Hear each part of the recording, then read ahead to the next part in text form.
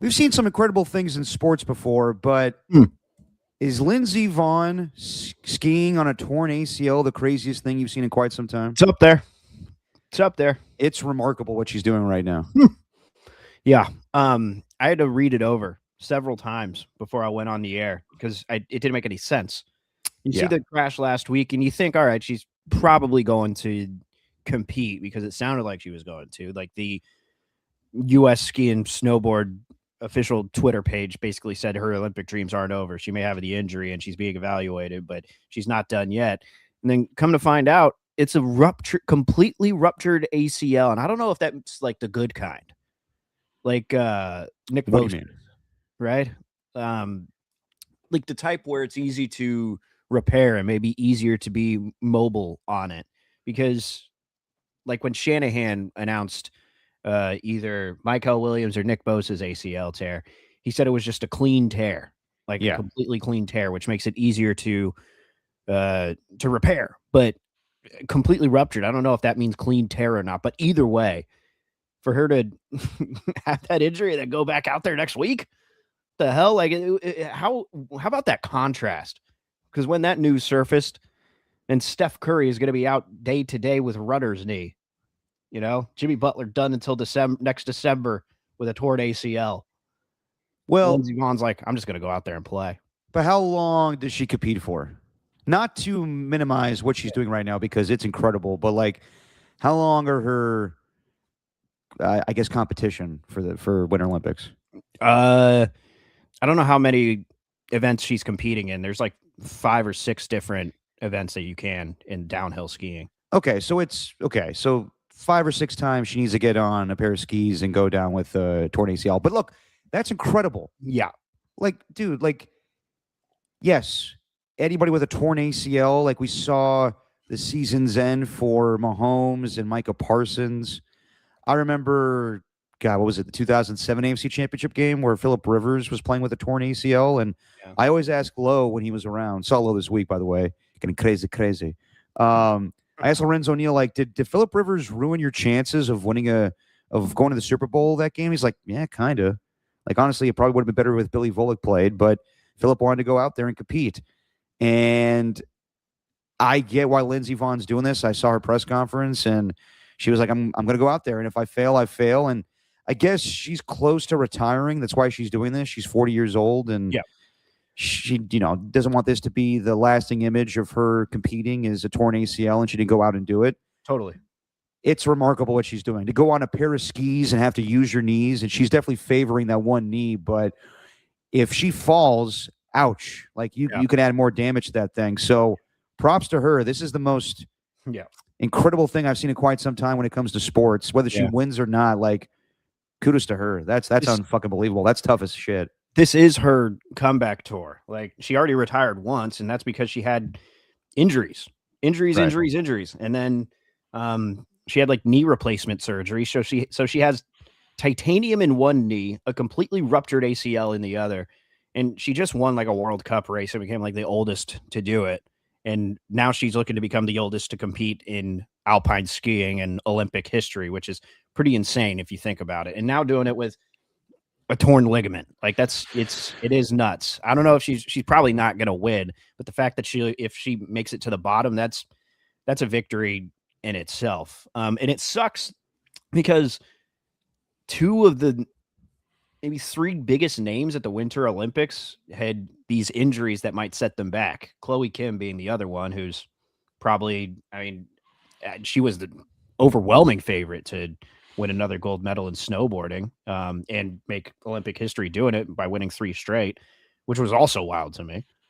Like, no snowboarder or extreme sports, whatever they call it, I forgot how they categorize it, but no Olympian had ever won 3 straight gold medals. Like, even Shaun White, like, never won 3 straight. That's surprising. So, but then she tore her labrum or whatever it was, and she did that towards the end of January. So, towards the end of December, I think.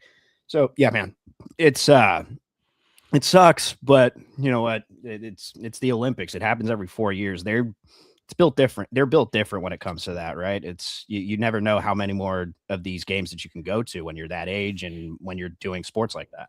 No, absolutely. That's why she's making the most of the opportunity. Yeah. Just your opinion, man. Stephen Langford, Derek Papa, we're coming to you on a Saturday morning, getting ready for the Super Bowl, Super Bowl 60 going on tomorrow. And I guess the Winter Olympics. So, did the opening ceremonies already happen? Yeah, happened last night. Happened Yesterday. oh, shit. Okay, I totally missed that. Yeah. And then we're having, I guess NBC's doing double duty tomorrow, where it's going to be, I guess, Super Bowl pregame show / Winter Olympics. I'm assuming that's the case. It's going to be long pregame shows tomorrow, and NBC is the television network that's going to carry the Super Bowl, but they also have the Olympics. So I don't know if Tarico's doing both or whatever the plan is, but that'll be awesome to watch a little bit of the Winter Olympics. I don't know what competition is going on right now, but and then we get the game later tomorrow. But probably going to do it on Peacock is my assumption. They're just going to air whatever the Winter Olympics. Yeah, whatever's live on Peacock because it's Super Bowl Sunday. Like, yeah. It's kind of weird. It's kind of weird this is going on at the same time. Unless you're Nick Eminwari's mom, you don't really know how big of a deal Super Bowl Sunday is. So it's probably just gonna, you know that the pregame show, the NBC would take that over the Olympics. I would think so, but then again, like I don't know, they may be able to do like, all right, let's do a little sneak of like a sneak peek, or I guess like a little, let's go to live look-ins, I should say, of the Winter Olympics. Yeah. And then they cut back to the Super Bowl pregame show. So it might be a little bit of both. They tell people like go to Peacock right now to watch the competitions that are going on. But I love the Winter Olympics. I'll be watching them once the Super Bowl wraps up. But yeah, dude, I know we talked about it last podcast when we reacted to Kuminga getting traded. This week has been awesome. And I don't mean to rub it in or anything, but just going to Radio Row and having this opportunity, I do not take it for granted. Like meeting Kevin Harlan for like a second time, but actually like interviewing him was awesome. Michael Irvin, Terrell Davis, all these people I looked up to just watching football and studying the history of the game. I don't know if you saw this, Steven. Yesterday, my pops had to leave early. So he was like, well, just tell Derek to jump on and interview Bo Jackson. I was like, what? I'll talk to Bo Jackson. I was like, holy shit. Like, this is awesome. Bo was cool. Kind of quick with his responses. Didn't want to talk a lot about back in the day. He still thinks he's the best, and I totally understand that. Doesn't watch a lot of football or baseball these days. I asked him, what was more thrilling to you, running for like an 85-yard touchdown or hitting a home run? He was like, I mean, it was all the same to me. You're asking the wrong question, though. Ask me which I liked more, football or baseball. And I was like, all right, Bo, would you like better, football or baseball? And he just goes, both, because they both paid me. I was like, okay, all right. Oh, that makes sense. But yeah, dude, it was awesome. It's an experience I'll never forget. And I don't know how many more of these experiences I'll have to go to Radio Row. So I just want to acknowledge, like, that was fucking awesome this week. An opportunity of a lifetime. Yeah. I mean, San Francisco is a great city to have it. And I do kind of join in that chorus of people who are glad that a lot of these popular sports shows that seem to be leaning more towards the side of San Francisco's this hellscape that it seems to be whenever I think it's too much just assuming that all these guys watch Fox News. I think it's too much assuming that any of these guys watch any news at all. I have a strong feeling that they don't really pay attention to that.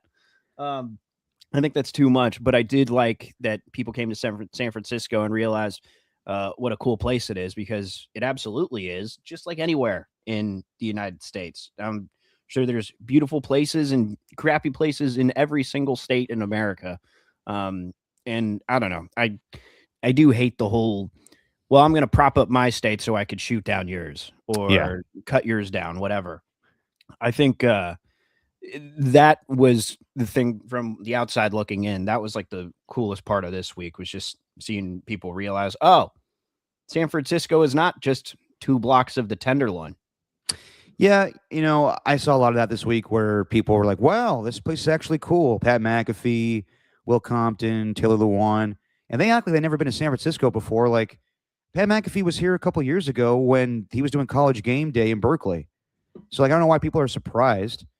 Like, as you said, Stephen, it's political now. I thought Albert Breer put it perfectly, where people watch the news, they think that certain areas of San Francisco are unsafe. And I'm like, yeah, that's anywhere, honestly. Like I live in Oakland, and yeah, there's definitely areas I want to go to. Same thing with San Francisco, but there are some beautiful spots. And I like that Albert Breer in his tweet acknowledged that no one says this shit about New Orleans. We just focus on like a year ago. Yes, it's a party town. And it's, Mardi Gras and good vibes, drinking, beads and all that shit. But it's the murder capital of America as well. So I don't know. I don't know why we make a big deal about San Francisco, because I think people look at it as like, oh, it's this liberal state, or California's this liberal state, and everybody's just going around and looting. It's like, I don't like that shit either. Yeah. But there are beautiful spots of the city, whether it's San Francisco, Oakland. Look around. The Bay Area is a beautiful spot. So yeah, I hate that people shit on it, and I'm glad that people that had a perception of it come for Super Bowl and they're like, I think differently now. Yeah. Well, also, I know it's just your opinion, man, but we don't have to have an opinion about everything. Yes, the Gruden producer. That's the one that got the most run, right? I'd say more than Will Compton, and even more than Will Compton and Taylor Lewan. Although those guys are way more popular than he is. But Gruden's producer, Jake something, who works with Gruden's show for Barstool. Is he the guy that Gruden always references? Hey, Jake, take a look at this, man. Look at this box. That guy. Yeah, that's what makes it very immersive for if you're a Gruden fan who happens to be named Jake. But he first posted a video like walking up the hills of San Francisco and, just talking about how ridiculous it is. Why would anyone build a city up here? And he's like, it's not that nice, and he's kind of right. I think he was walking up, I forgot what street it's on, but it was right next to the Fairmont. He gets right up to the top of the hill where the Fairmont is. Yeah. And then he posts another photo where he said, God, this city is beautiful. I may have been too harsh about San Francisco. It's just like, it's been a day. Why do we have to just give an immediate take or an opinion on something when we haven't learned about the entirety of that thing, which I think is a larger problem in society, where we just have one thought, one idea, one headline that's in our mind, and we don't bother to look at what else is being written. It's just this. Yeah. I think it speaks to a larger issue, but I did like that people came over here and realized, oh, these burritos are on another level. Oh, this food's on another level. Sandwiches as well, yeah. There's a lot of places you can go just to go sightseeing around this place. And it's why it's so expensive to live here. And let's not even try to talk about like what California does for the rest of the global economy. If you look up the numbers and what California contributes to a lot of these other states, it's insane. So we don't even need to go that far. But I liked it. But also I just despised how people already came to the conclusion that it sucks. Well, I mean, we'll see what the reaction is next year when people go to LA, because I feel like San Francisco gets a bad rap. At the same time, there's still some problems in LA that no one discusses. Rosh Markazi, if he's going to post a photo of traffic here with 1 hour and 47, how about you go down to LA and post that? Well, he lives there. Like, I don't understand that mentality. Like, yes, the stadium is far away in Santa Clara. Totally understand that. But you don't have to go to opening night. I mean, if that's what your obligation is, if that's what your assignment is as a journalist, then by all means, but plan ahead, take a shuttle. And by the way, people complaining about the media parties, it's free food. Like, what the fuck are we talking about here? Yes, I went to the party a couple years ago in Vegas, and it was awesome. And then we went to the EA Sports party this year. And was it as good as Vegas? No, but it's a free party, free food, free alcohol. Shut up and enjoy it. Good Lord. Yeah. Media people sometimes, man, I don't get it. Yeah, they can be insufferable. Just losing touch with reality. No, 100%. Just the fact, I'm going to speak from experience, complaining about it when there are millions of people who would want to be where you're at in that very moment. Like, it's just, how do you not keep perspective of that? Yeah. When you're at a party for a Super Bowl event. That's crazy. No one does that. That's not very common. Yeah. And I will say, I think I told you this 2 years ago when I was in Vegas for Radio Row. I've done it 3 times now. It's a blast. You get to meet legends in the NFL or other media members that you look up to. But by Thursday or Friday, you're over it. So it's fun. At the same time, the swarminess and like the cheesiness of media people, I got over it real fast. Where some people were just like leeching on to other celebrities, be like, "Hey, can you say this for my podcast or blah blah blah and this and that?" I'm just like, get me out of here. Taking a photo of someone and saying you're hanging out with them. Exactly.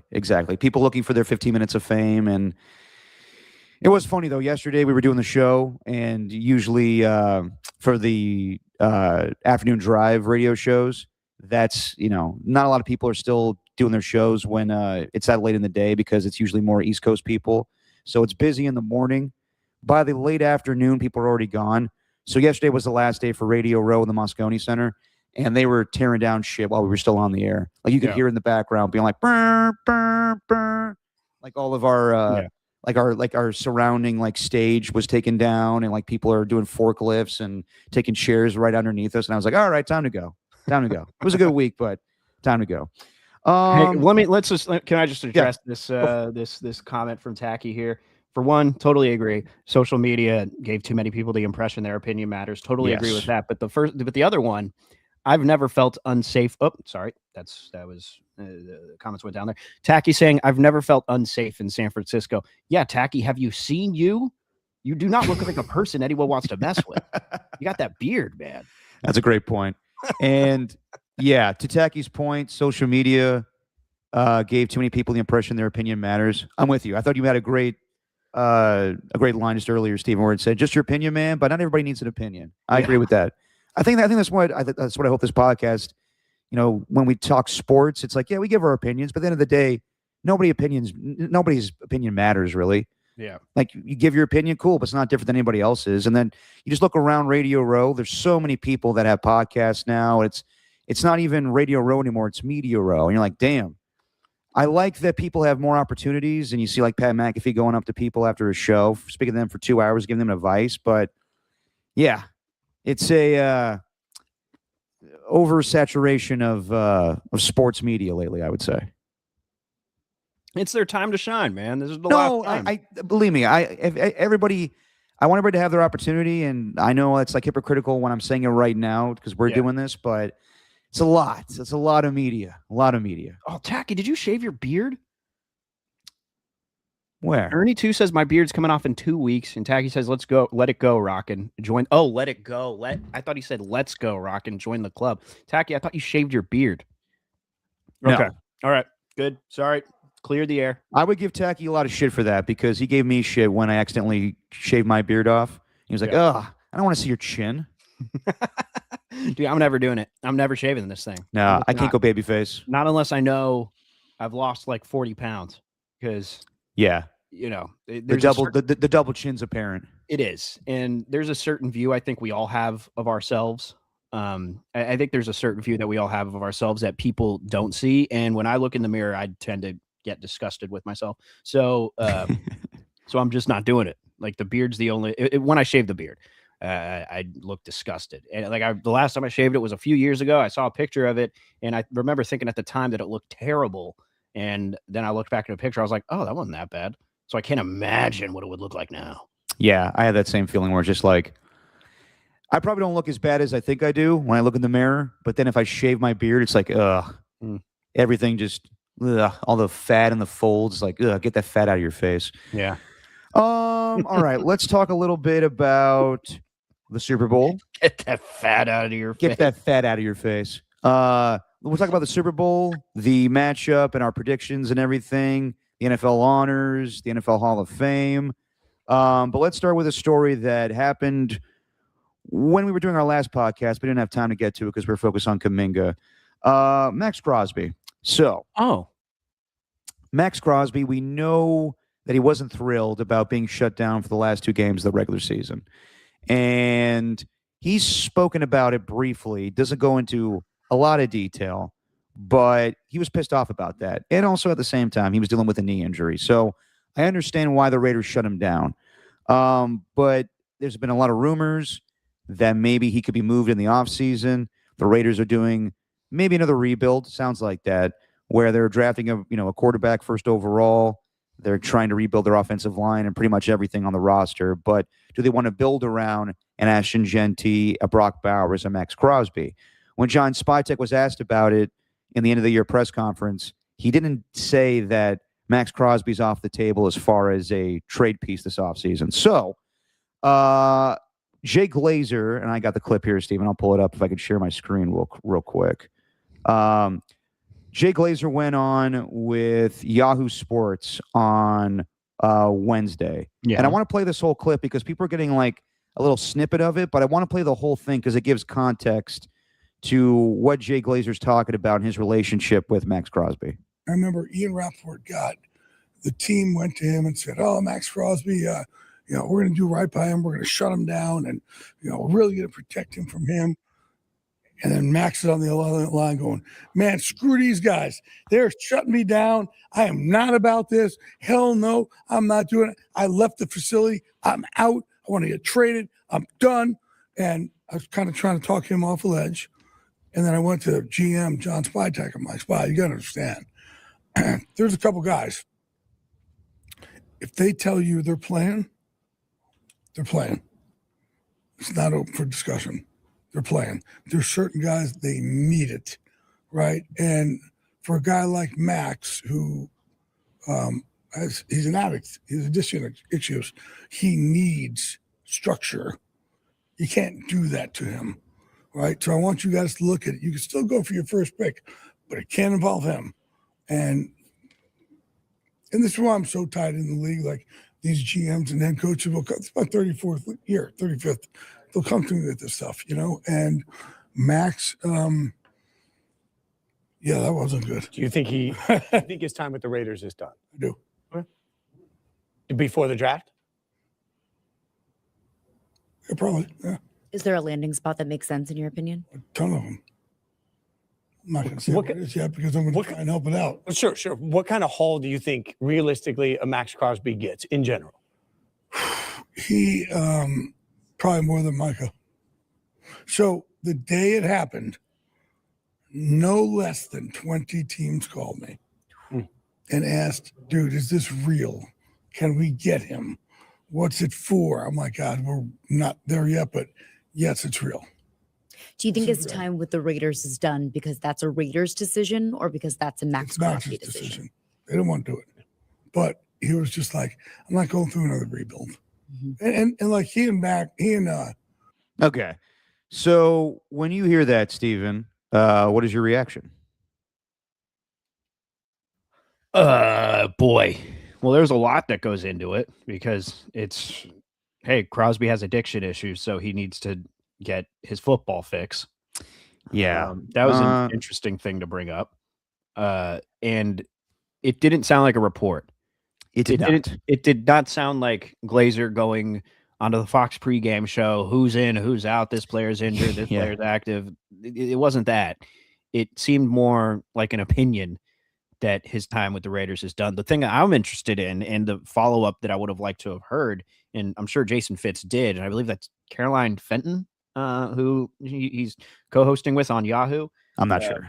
And I think that's who she is. Okay.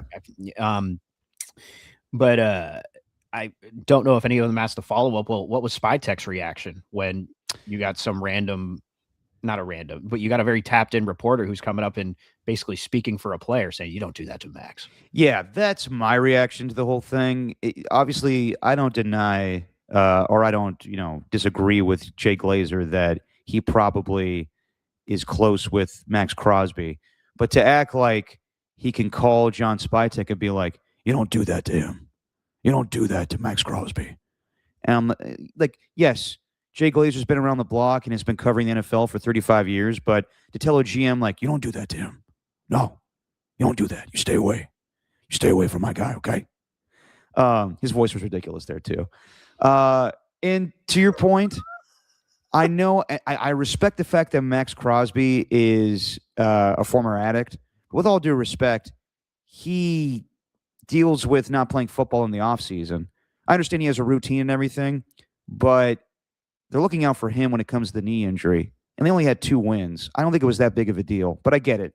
He wants to play football. It's the same thing with Giannis, and we'll get to Giannis a little bit here because I think there's a parallel here. I think that just seeing this, I'm with you, Steven. I think this is not really a report. I think this is just a friend talking about a situation. And then you see Jay Glazer. He didn't really address it. Funny enough, he was supposed to go on with Murph and Marcus the next day and canceled the interview. I don't think he did much media after that. I think he went on Good Morning Football and didn't talk about Maxx Crosby at all. And then another Raider fan stopped him while he was at Moscone Center and said, "Is all that stuff true with Maxx?" And he goes, "Well, Maxx didn't say it. I said it." And it's like, okay, well, so are you just speaking for a friend here? Like, what's the real report? Right. So we have 2 clips here. We don't need to play all of it, but 2 separate things I want to play here, Steven, if you have it. The Colin Cowherd interview with Maxx Crosby. Funny enough, Maxx Crosby does media the next, I think, 2 days after Jay Glazer goes on.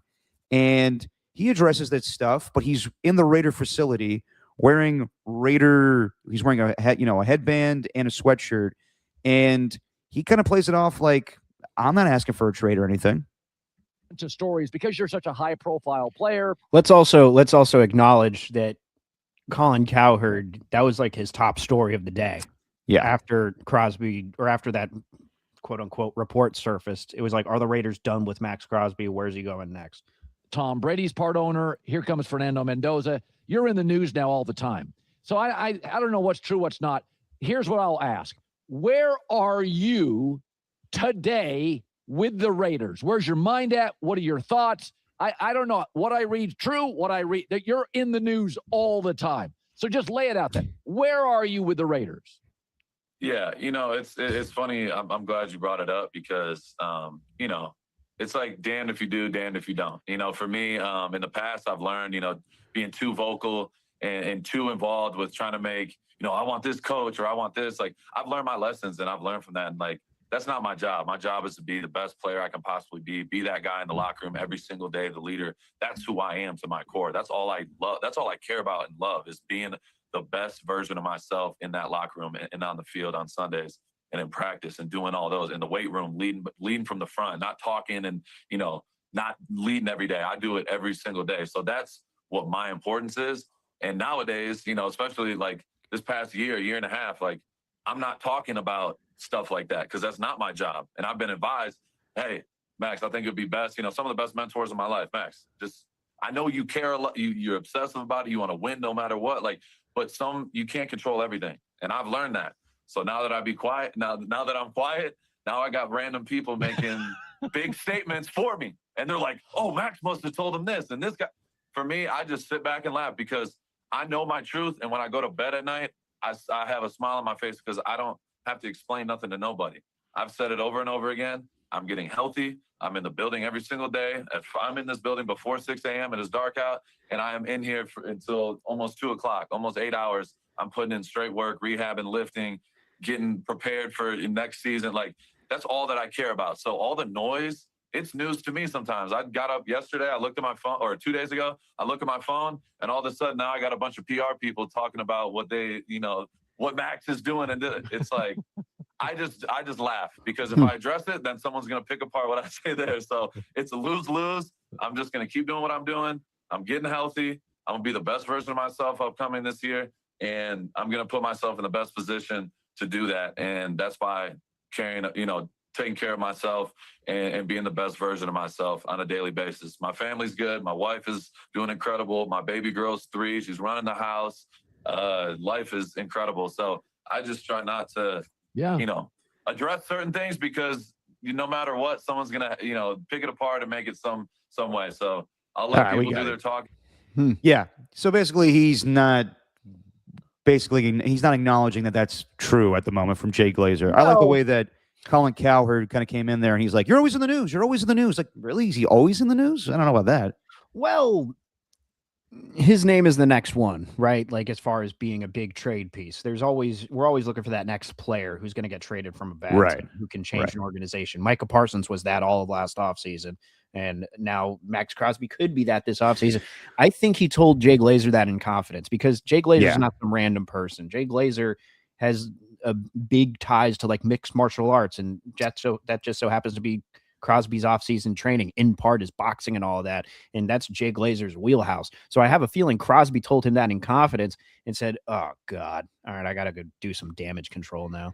Yeah, that's what I think as well. Like, I think at this moment, Maxx Crosby is not going to demand a trade. I think that he is happy being a Raider as far as going into the facility and training and getting healthy. But as far as winning, I'll just say if they came to him and said, "Do you want to stay or do you want to go?" I probably he would say, "Yeah, if you can send me to a team that's actually contending for a championship right now, I would appreciate that." Sure. But I don't think he's going to demand a trade. I also liked he acknowledged that in the past he's made demands from the organization with Mark Davis saying, "Please hire Antonio Pierce," or not please, hire Antonio Pierce or else I'm demanding a trade. And that was the wrong move. And he realizes that. So I think now he's like, you know what? I need to do my job. I need to go out and get 15 sacks a season and just let the organization handle their business. But it does sound like in another interview, we could play this, not the whole thing, but some of it. All right, Just the first part. He's on with the Golics. He's on with Mike Golick and Mike Golick Jr. And he does address. I know, man. I'm buying time for you. He does address the incident the last 2 weeks of the regular season where they shut him down. Well done for the regular season. Here's Maxx Crosby talking about how things ended with the Raiders last year. How tough was it, like mentally, being told you're going to get shut down at the end of a season? Yeah, I mean, there's a whole lot to it. I'm really not going to talk about, but yeah, I was not happy. I'll just leave it at that. But yeah, it was yeah. Did that change your relationship with the organization? Like, how are you feeling? I mean, I talked about this with Colin and a couple other people as well. You know, damned if you do, damned if you don't. You know, with for me, everyone knows what I'm about. Everyone knows what I am and my actions, and the first one in, last one out, lead from the front, lead by example all year round in the building every day. That's what I am. So then, you know, when things aren't necessarily going our way, now it's like I'm being, I'm told what I have to do when it's not typically, I don't even know how to explain it without saying something I probably shouldn't say. So I'm gonna just keep it simple. Everyone, nobody really knows what's going on and what happened. But I'm gonna just leave it at that. Whenever that time comes, I might. But I'm choosing peace over violence, and I'm just content on doing what I need to do on a daily basis. But yeah, it's just about trust, and it's about action. For me, I people can say one thing but do the other thing. For me, what my actions are, what I'm about. I live by that code and those principles, and I like truth and honesty, and that's all that matters to me. You know what I mean? If you want to tell me something that, if you want to tell me the truth and I don't want to hear it, I might still say F you, but at least I'll respect the fact that you're being straight up with me. That's just how I am and how I was raised, and that's how I feel. So yeah, that's just part of it, but I'm doing great. Overall, mentally, like, I really am great. Like, I love my teammates. Do we have to keep going? No, that I think was more telling than the Colin Cowherd interview, where I think the Colin Cowherd interview, he was just like, yeah, I'm okay right now. I don't want to make a big deal about what Jay Glazer said. This is different, where he's acknowledging he's a little pissed at the organization, and damned if you do, damned if you don't. Some of the words he used there, like what did he just say? There's a time and place for that. I do believe there is going to be a moment where we hear Maxx Crosby wants to move on from the Raiders. So I said earlier, I was bringing up Giannis.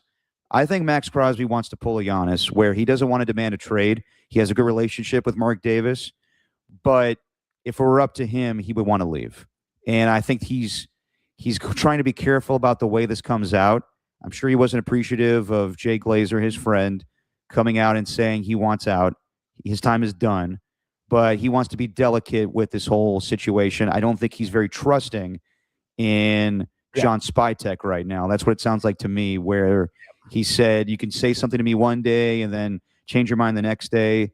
I think John Spytek probably told him something as far as you're going to play, and then changed his mind. So yeah, I think he's not very trusting in the organization right now, but he's keeping his mouth shut and just doing his business. Yeah, I don't know what that I don't know what their relationship is, because you know what it is with Mark Davis. Like, Yeah. that's personally why I think they could hang on to him. Like, this might be Davis's favorite player since his time as an owner. Like, Derek Carr was that for a while, but I think Maxx Crosby is going to be that, or is that right now. I think Maxx is, just because of how he kind of embodies what being a Raider is supposed to be, right? Like, kind of a rebel, don't really care what you do.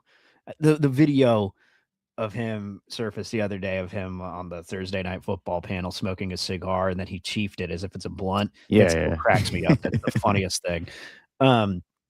But the relationship with Spytech, for him to be here for, an entire season, but for really less than a year. And Crosby had been here since 2019 working his ass off, only for you to come in and tell him, like, look, we're going to shut you down. I don't know what those conversations were like, but it can't have been, it can have left Crosby feeling good about where the organization is headed. And I do believe that he doesn't want to be a part of another rebuild. Yeah. So I think we'll watch this season. I'd be interested to see. I don't think he's going to get traded in the spring here. I don't think he's going to get traded before training camp. I just don't. Okay. But I think at the trade deadline, it very might well be a possibility. I hear you on that. That could be the case where they're basically rebuilding the team with this brand new quarterback, but they at least want to have one of their great players, one of their all pros on the defensive side of the ball, because it's hard to find pass rush in this league. But the positive is we won't have to wait too long, honestly, Derek, because if they're not going to trade him after the draft. So no, they would do it before. So we got between 1 and 2 months to kind of speculate and see what could happen, because they could get a haul for him. And I texted you because we mentioned this briefly, so we're not going to talk about Crosby. But I do believe, like, if you're going to rebuild, just do it properly then. I think the Browns are kind of stuck after that whole situation with Myles Garrett. Like, they had an opportunity to deal him, and they just didn't. And even though he's an amazing, maybe the best edge rusher of this generation, I don't know how quick the Browns are going to be moving forward. Like, I don't think they have their quarterback situation figured out. They probably could have rebuilt their entire team using whatever they acquired via trade. And the Raiders could do that too, because they are in a rebuild here. So, I don't want it to happen. Obviously, I don't want it to happen, but it's part of it. It's part of what a team needs to do. They need to sacrifice. They need to take a risk if they want to contend again. And I think you can still do that by keeping Maxx Crosby. But if you do trade him, I think Ernie too used the word fleeced here. Yeah, don't get fleeced.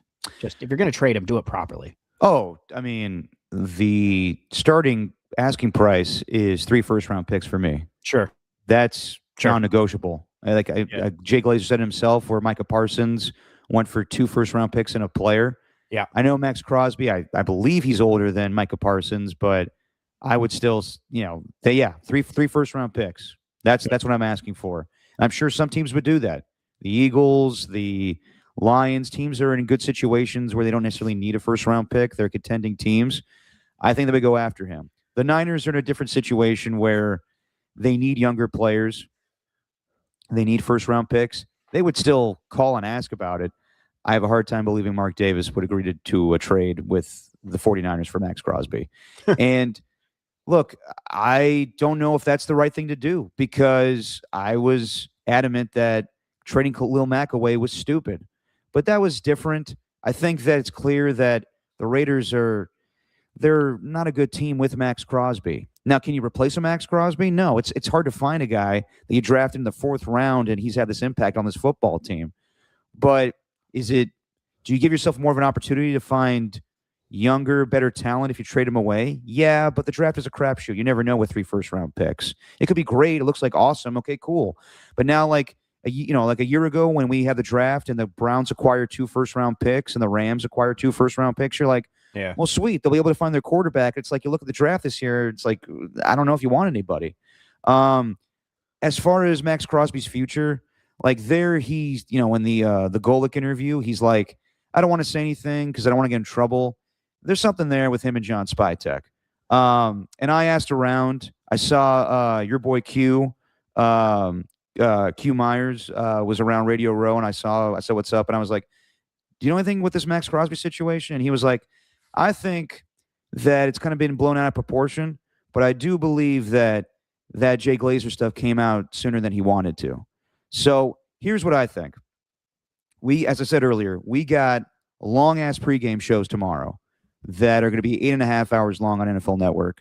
And I remember last year at this time, we had the Aaron Rodgers news that he's getting released, and Deebo Samuel's demanding a trade.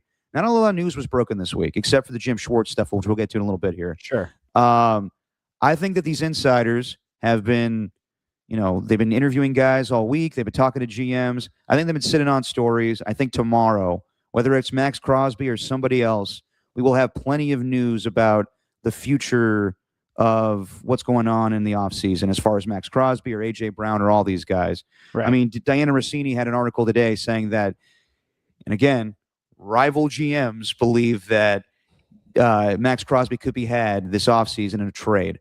I don't think it's out of the realm of possibility. Yeah, if I'm with you, Steven. If it's going to go down, it'll probably have to happen before the draft. So I think the Raiders will entertain offers. I don't know if it's set in stone. It kind of feels like a Giannis situation to me where they would definitely call around the league, and Maxx is not going to demand a trade, but I wouldn't be the least bit surprised if it's a Giannis report where it's like, given the option, I think Maxx Crosby would like to move on. Yeah.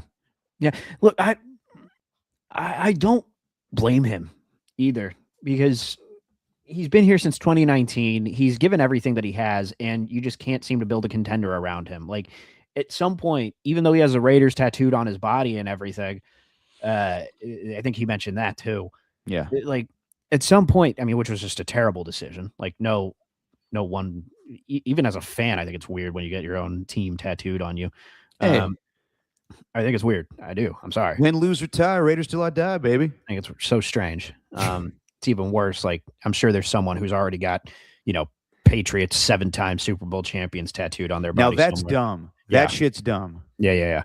Well, I mean, maybe not. Maybe it's not this year. Maybe that tattoo will translate, 10 years time. But right. The loyalty that he has shown is unlike anything they've had with this team since Derek Carr. I keep on bringing up that name. It feels like he is the new version of Derek Carr and that he's the face of the franchise. But if he wants to go, I really don't blame him. And I don't know. It's a whole thing that comes with trades. Then you think you're pretty much a bottom feeding organization who's always going to be a bottom feeder, and it could turn out to be like the worst decision that they'll ever make. But I don't know. It's so complicated. I don't even know if he wants us to talk about it. It's just, and Crosby's also kind of saying, just keep my name out your damn mouth for once. Yeah, I totally get that. But at the same time, when the woman that was part of the Yahoo Sports interview with Jay Glazer asks, is this going to be a Raiders decision or a Maxx Crosby decision? It's going to be a Raiders decision. Like, Maxx can demand a trade, and they can easily say, no, we're not trading you. If they have to decide between Mark Davis, Tom Brady, and John Spytek, and Clint Kubiak, is this the best decision for the organization to move on from him? And if they all say yes, then he's getting dealt. But if there's trepidation there where it's like, well, we're talking about potentially a future Hall of Famer here, why would we trade him away? Then he's going to stay. Right. So we'll see what happens. I also think an interesting thing in this whole scenario is who's their defensive coordinator. And we saw, I think 2 days ago, the whole Jim Schwartz saga came to an end where he was given the option, you want to come back for another season as defensive coordinator, you're under contract, we'll give you a raise, or are you going to resign because we're not going to let you walk away? Right. And he resigned. He said, I'll call your bluff. I'm leaving. And the report is that Jim Schwartz does not intend to coach this season. But to me, that's fucking nuts. I'm sorry. And good on him to do that. The Browns should let him go coach whatever team he wants to. If Todd Monken's doing a press conference where he says, I didn't take this job because of Jim Schwartz, and that's not a disrespect or anything, but he's telling you, I don't need Jim Schwartz to have a really good defense. This team is loaded. I got Defensive Player of the Year and single-season sack champion Myles Garrett. I was chipping him with the Baltimore Ravens. I'm not chipping Jim Schwartz, which is a pretty good line. But if that's your mentality, then let him go. Let him go coach another team.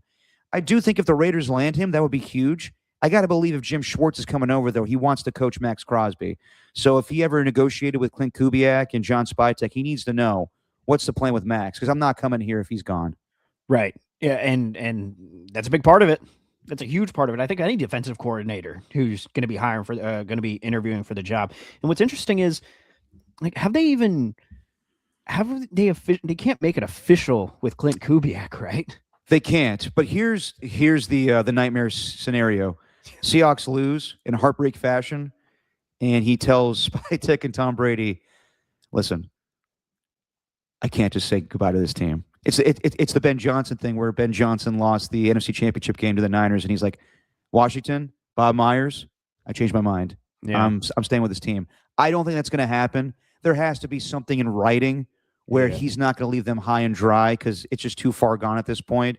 He would totally fuck them over. And I don't think Clint Kubiak has it in his nature to pull a Josh McDaniels like that.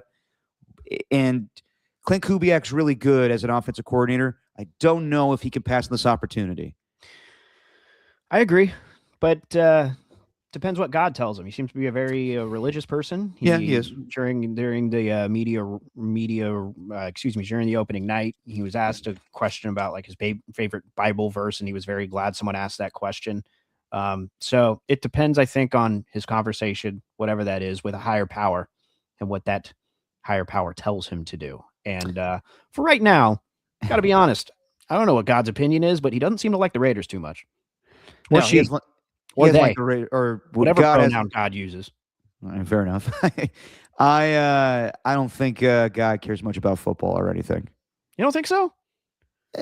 You wouldn't know that if you heard any of these players talk about God, because it seems that he's, the number one reason why anything happens on the field. Yeah, I hear you. I mean, I'm not a big religious person in the first place, so when people go to God or Jesus or anything like that, I'm like, okay. That's Me neither. It's a very, very common thing in American sports. You don't really hear it in international sports all that much. Really? Not too much. Not as often as now, where it feels like, especially in like the college football national championship, it always feels like two teams are competing so that they can get God's approval.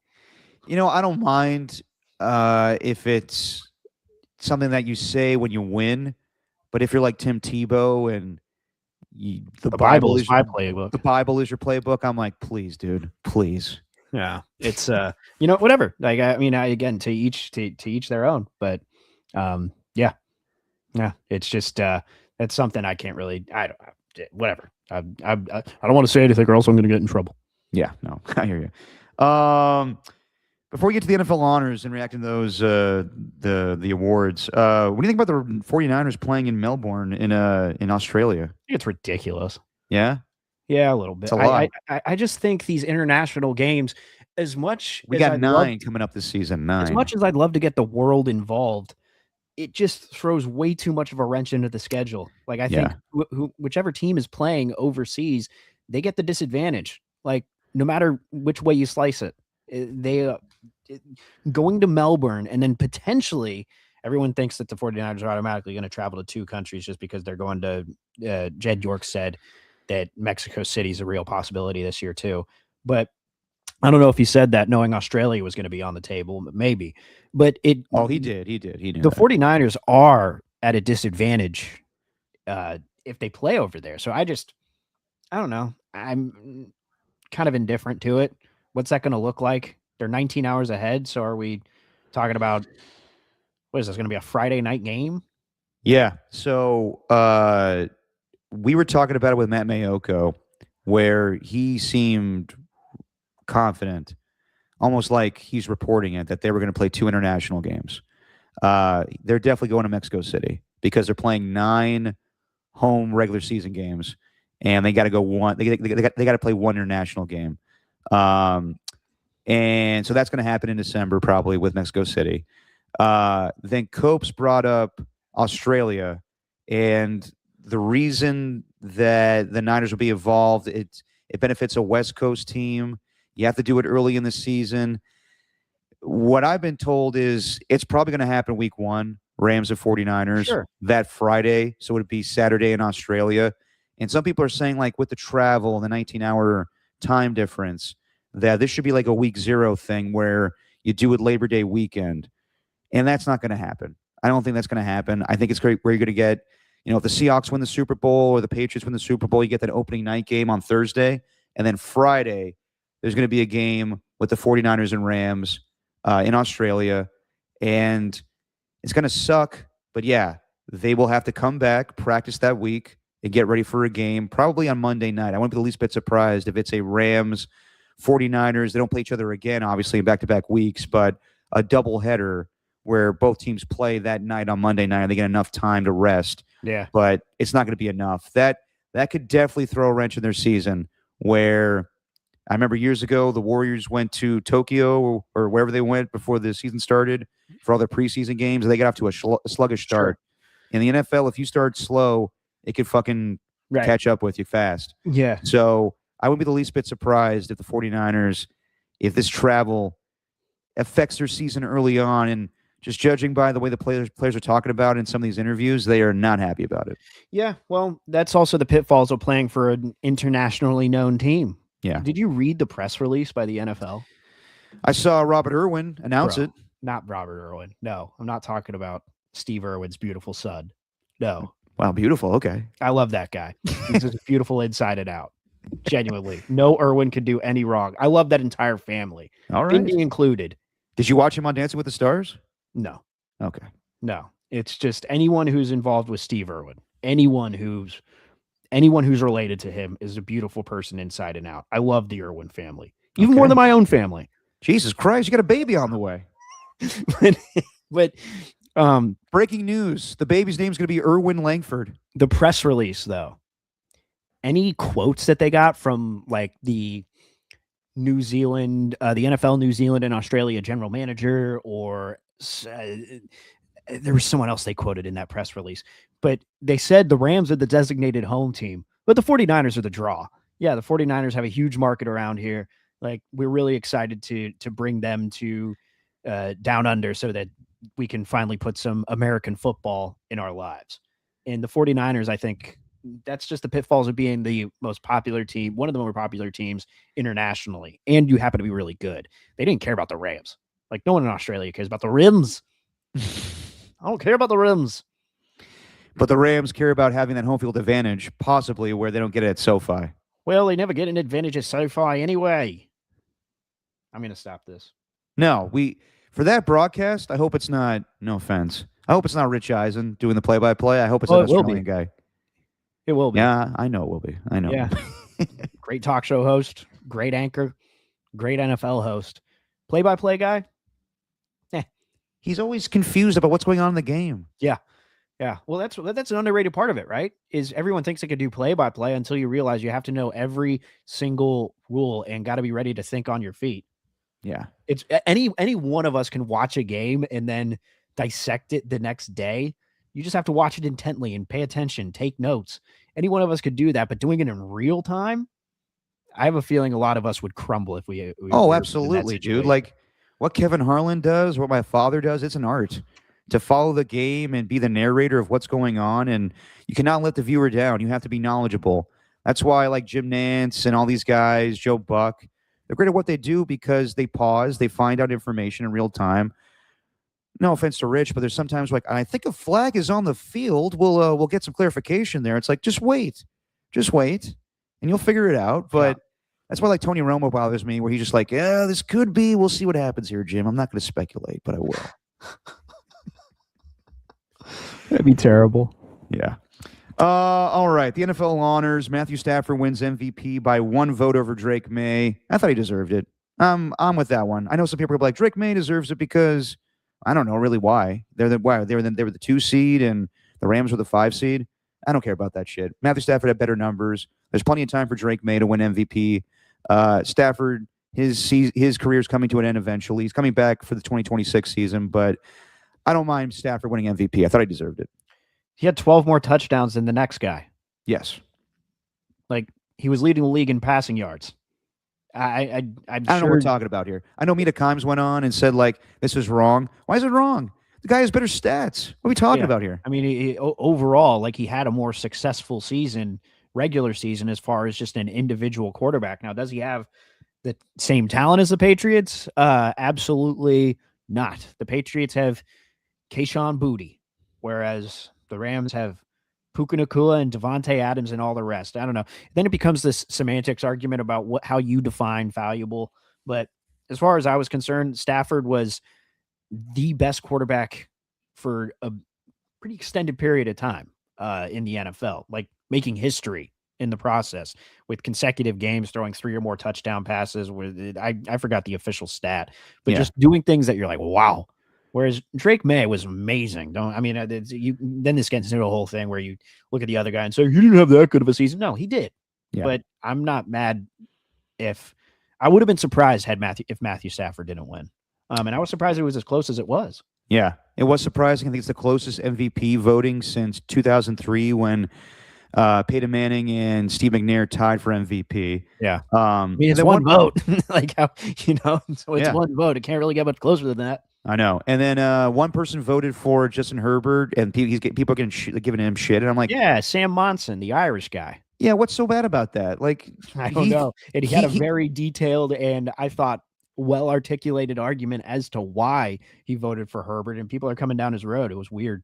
No, for the same reason why Josh Allen got MVP votes, I think the same thing applies to Justin Herbert. He had a banged-up offensive line. He got that team to the playoffs. There's nothing wrong with that at all. And also, like, why are we going after people for MVP voting?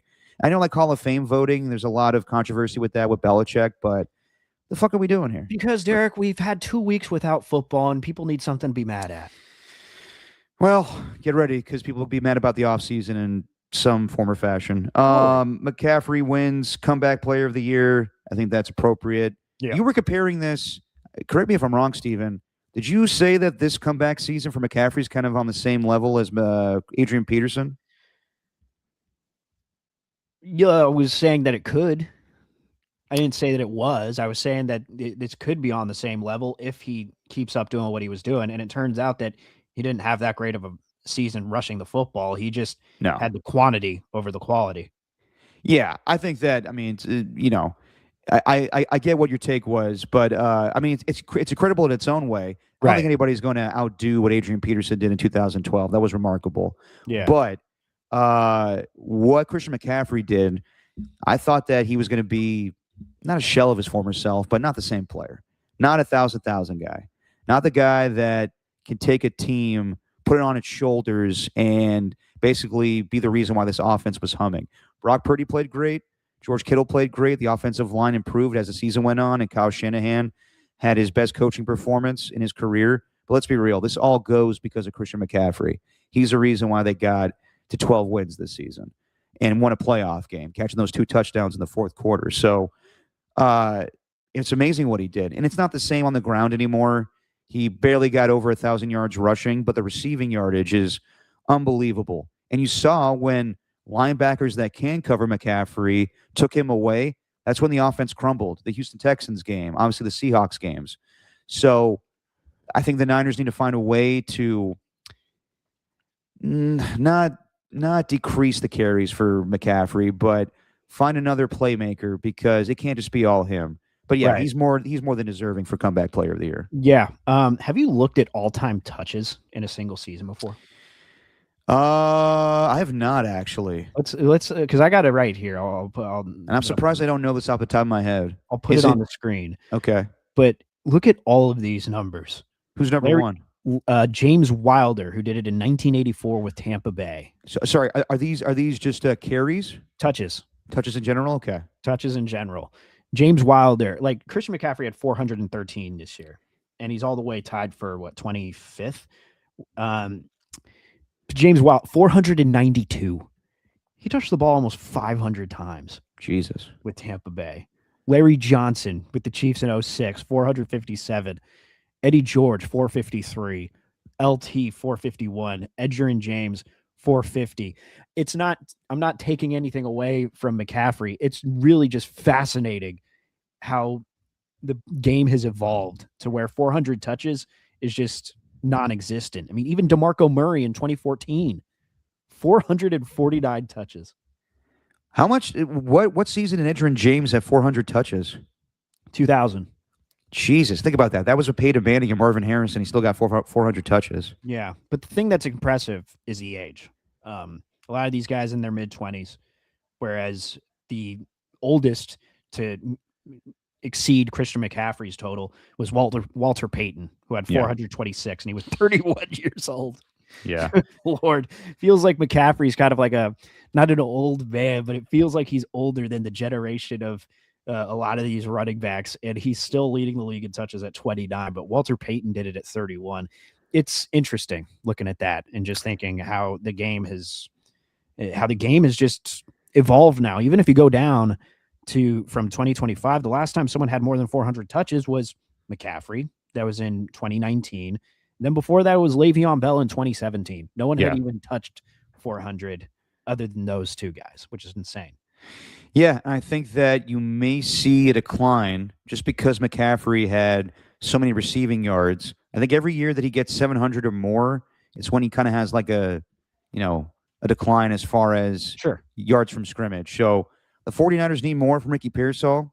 They need more from playmakers in general. So we all know that they need to get another wide receiver. That's pretty clear when Kyle Shanahan talked glowingly about Teteroa McMillan, who won Offensive Rookie of the Year. Not mad about that one. I think he won that by default because a lot of guys shined initially and then kind of hit a rookie wall. Yeah. Emeka Ibuka was probably your leader in the clubhouse for a while, and then he kind of faded away. Tyler Shuck came on later on, but I don't think he was deserving of that award. Carson Schlesinger won Defensive Rookie of the Year. Nice pronunciation, man. Thank you. Is that right, Schlesinger? Yeah, I hate pronouncing that name on the air. I got to be honest. One that trips me up is Nick Emanwari, and I thought he was going to win the award, but he didn't get. I think he only got like 7 votes. Yeah, thought he was going to win too, but Schlesinger was awesome. No, he was good. Jackson Smith in Jigba won Offensive Player of the Year. We'll get to that later on. The way Drewski pronounces his name, yikes. Obviously, Myles Garrett, unanimous Defensive Player of the Year. I don't know who would be second in that this year. Maybe Will Anderson or Micah Parsons when he was healthy, but you get 23 sacks. Yeah, that's easy. And Mike Vrabel wins Coach of the Year. I know that some people were making the argument for Kyle. I'm surprised Ben Johnson only got 1 vote. That was surprising. Liam Cohen finished second, I believe. Mike McDonald after him, but yeah, I get it. Vrabel turned this franchise around. They're in the Super Bowl. I know it's a regular season award, but yeah, I think Mike Vrabel probably deserving of it. And the East Coast bias of them being in New England, obviously. Sure. I don't really care about the awards, to be honest. I mean, the Coach of the Year. I hear you. The Coach of the Year is just such a narrative-driven thing. You know, turning the once dynastic Patriots around from worst to first over a Bills team that was meant to run away with the division. Like, the 49ers weren't meant to do what they were doing, and I do believe Kyle Shanahan was deserving of it. But even Bill Belichick being just like a 3-time Coach of the Year, like, it doesn't feel like that's enough. I feel like some of it has lost its value just because it's very specific. It's a very specific award. Yeah, and no, I hear you. And that's with any sport too. It's who took their team and defied all preseason expectations. Right. And took them to another level that no one even thought possible. And I thought both Vrabel and McDonald, I actually thought McDonald was going to win because he turned the Seahawks like into this guy named Sam Darnold, who many had already written off as just, he's not going to have any success without a number 1 receiver in Justin Jefferson. But he turned Jackson Smith and Jigba into an Offensive Player of the Year, Sam Darnold into a Super Bowl starting quarterback, and the defense into the best defense in the NFL. I think the Seahawks do have the best defense in the NFL. They do. I think it's up there. And he is now the Sean McVay of defense, but I think it's because they won 10 games a year ago, and they changed things up. But to go from 10 to 14 is not the same as going 4 to 14. Yeah. I wonder what, and this is random. This has nothing to do with the Coach of the Year. I wonder what Mike McDonald's like in real life. Like just sitting, like I've been listening to a lot of audio with these two guys over this week, just trying to pull anything. Vrabel, you kind of know what you're getting. If you've read any interviews with him, if you've seen anything else on like a podcast or whatever, you know what you're getting. You're getting a guy who used to play football, who can be pretty intense, but is also not afraid to joke around. Whereas Mike McDonald just walks up to the podium. You guys going to ask about Nick Eamon-Wari, right? It's just, he's like robotic. Yeah, I got that vibe from the NFC Championship post-game presser where he simply just said, "We do not care. We do not care." Yeah. Where Mike Vrabel, he's been a player in this league for a long time. He doesn't mind telling Busted with the boys he can cut off his own dick to win a Super Bowl. Doesn't mind. And the line of the week. That line was elite. The line of the week being like, "I'll cut it in half, leave my wife 6." So good. We're making big dick jokes here, Vrabel? Okay. But you also, you kind of, but there's another article. There was one that was, I forgot who wrote it. It was someone for The Athletic, but they met with Vrabel after he got hired by the Patriots. They met him just at this local bar that he always goes to, a local establishment that he frequents when he's back home in the off season. And I think he's just like a regular small town dude who just loves himself some football. Whereas McDonald, I can't get a read on him. I don't know the type of guy that he is. He's an Army brat. He grew up with his father serving in the military, and he's strict. People made fun of him for only giving his son 30 minutes of play a week, but I'm sure he dedicates more time in the off season. No, he's all about football. Seems like a pretty damn good football coach to me. So we got a new guy here. Jack Kenna? Jack Kenna, 916. What's up, man? I know earlier in the chat he said, do the hosts ever respond to people in the chat? We do. Yeah. I think he comes over from he said earlier in the chat, no, this is other people too. Kenneth Contreras. The fuck, Depop? How come I never knew about this channel? I've mentioned it before. Who is that? Is that a KMBR listener or what? It sounds like it. All right. Yeah, you should. Yeah, how are you not plugging this podcast once an hour on your? I don't want to be that guy, but you know, I'll drop it every now and then. That's just my opinion, man. I've heard that a couple of times. It brings me joy, makes me all warm and fuzzy inside. It's funny on the news with national news calling the games being played in Santa Clara. I'm just curious, as a NorCal guy for the Super Bowl. As a Raiders fan since 74, Oakland, LA, back to Oakland, now Las Vegas. Home is the home in the city you play in. My entire family is San Francisco 49ers fans. I was born in SF. Well, yeah, but I don't know. You're not going to call the New York Giants the New Jersey Giants because they play in East Rutherford, New Jersey, which is like, I think, 5 miles outside of New York City. Right. Am I wrong? The Commanders don't play in Maryland, do they? I'm not sure where they play actually. I don't know if it's Maryland, because Washington D.C. is a very specific place. You know, the Cowboys don't play in Dallas, right? Like, no, they're playing Arlington. It can be disrespectful, but you can't just move off that. Like, the San Francisco 49ers are a brand, and just because the whatever happened with Gavin Newsom getting a stadium built in San Francisco, it just didn't work out. So they had to move to Santa Clara. It felt like that was kind of a last resort type thing. Also, have you seen this guy used to come on with Zach and Guru all the time? Mark Purdy. Yeah, I remember him. Yeah. The writer. Yeah, he's on a quest right now to just prove all these 49er fans that Candlestick Park wasn't as great as you're making it out to be. He's like, it smelled like shit and it was too windy. Even the players didn't like Candlestick Park. I get that you don't like Levi's Stadium, but don't try to prop up Candlestick Park like it was the premier stadium in the United States. But a lot of good stuff happened there. I think that's what 49er fans are talking about, where it's really the memories. And it kind of has the same vibe as the Coliseum.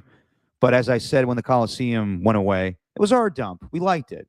So I get why 49er fans feel that way about Candlestick. Totally. But yeah, Purdy's just on this. It's so funny. No, I don't blame him. People are, it's in Santa Clara. It's far away. And God, we had Chris Mad Dog Russo on too. And he was like, I got to assume he was here 10 years ago, but maybe not for the Super Bowl. But he goes, can you believe this? Can you believe that your stadium is all the way in Santa Clara? Like, what the hell is this? And they should be the Santa Clara 49ers. We're like, Chris, this is a take that, it's not unique to you, man. Like, everyone has this opinion for the last 15 years, however long it's been since the 49ers have moved there. Sure. I don't mind. I get it. I get that because Yeah. you know, I mean, I don't really have too much. The stadium has its own thing. Like, I don't know. It's a stadium. There's certain ways you can go about it, but it's just a stadium. You could be like that Chase Senior guy and just put it right in the middle of downtown San Francisco in the Presidio. That was a joke. That was that's one guy who just he's just typing way too much. Like, expressing his opinions to a friend. It's just this nonstop stuff with that guy. Well, anyway. But like honestly, like not to call him out or anything, but like he covers the Niners, the Cowboys, the Eagles. Like I don't think he's tapped into everything. Where I mean, he might be, but I don't know. Whatever. It's also just one of those things where you got a job with a podcast network. You're not the voice of God when it comes to football. But that's what these guys think they are. Yeah. The Santa Clara, I get the Santa Clara thing. I really do. Because it's not a prime location. You can't just walk to a bar afterwards. Like you can walk and then the farthest you're going to get is like iguanas, like an iguanas burrito place. Or that hotel that's right there. Hotel. Yeah. The Hyatt. The or Hyatt, you can go to Great America after you watch a football game, you know? Go on a little Top Gun. I'm never calling it Flight Deck, Derek. I've said it several times on this pod. Never calling it Flight Deck. That's the first time I've ever heard you say that, but okay. It's Top Gun.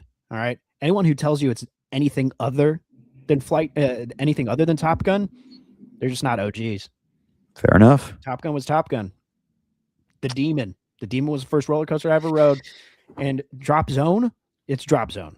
It's not Drop Tower. I don't care what legalities Paramount has just because they turned it into a non-Paramount theme park or amusement park. It's always going to be Drop Zone. All right.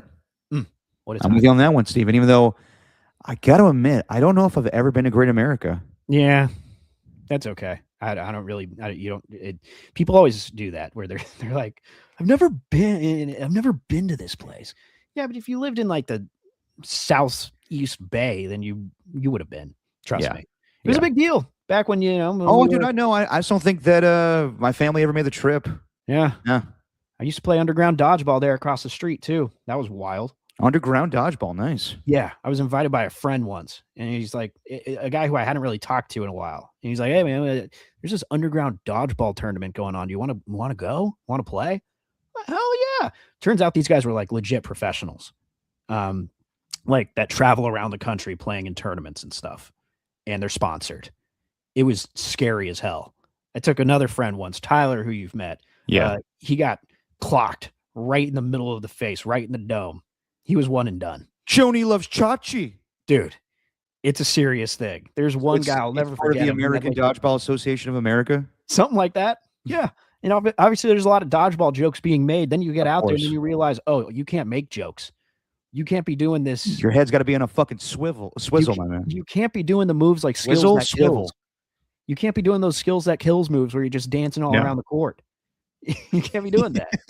It's one of my favorite moments in the movie. Brother, just dancing. Brother, I'm telling you, I've never experienced anything like that, and I never will. There was one guy, one dude, who he was the head honcho. Like he was the superstar. He was the Shohei Ohtani of this underground dodgeball in Santa Clara. Brandon Pajemski. This guy had massive hands. And he would like do a pirouette. Yeah. He would turn and then go backhand with the ball and somehow make that thing go like 50 or 60 miles an hour. And it's like, what the fuck? You just didn't expect. He would pimp slap the dodgeball and make it brother with a throw? No, it was more like a frisbee. He would frisbee the dodgeball. Oh God, what a time. Sounds like it, Steve. Yeah. But then I found alcohol. And found different things to do at night. Fair enough. What you're saying is you grew up. I was 20 years old and I turned 21. Okay. Like, that's, there you go. That's what I'm basically saying. That's when you became a man. I was 20 years old at the time. Yeah.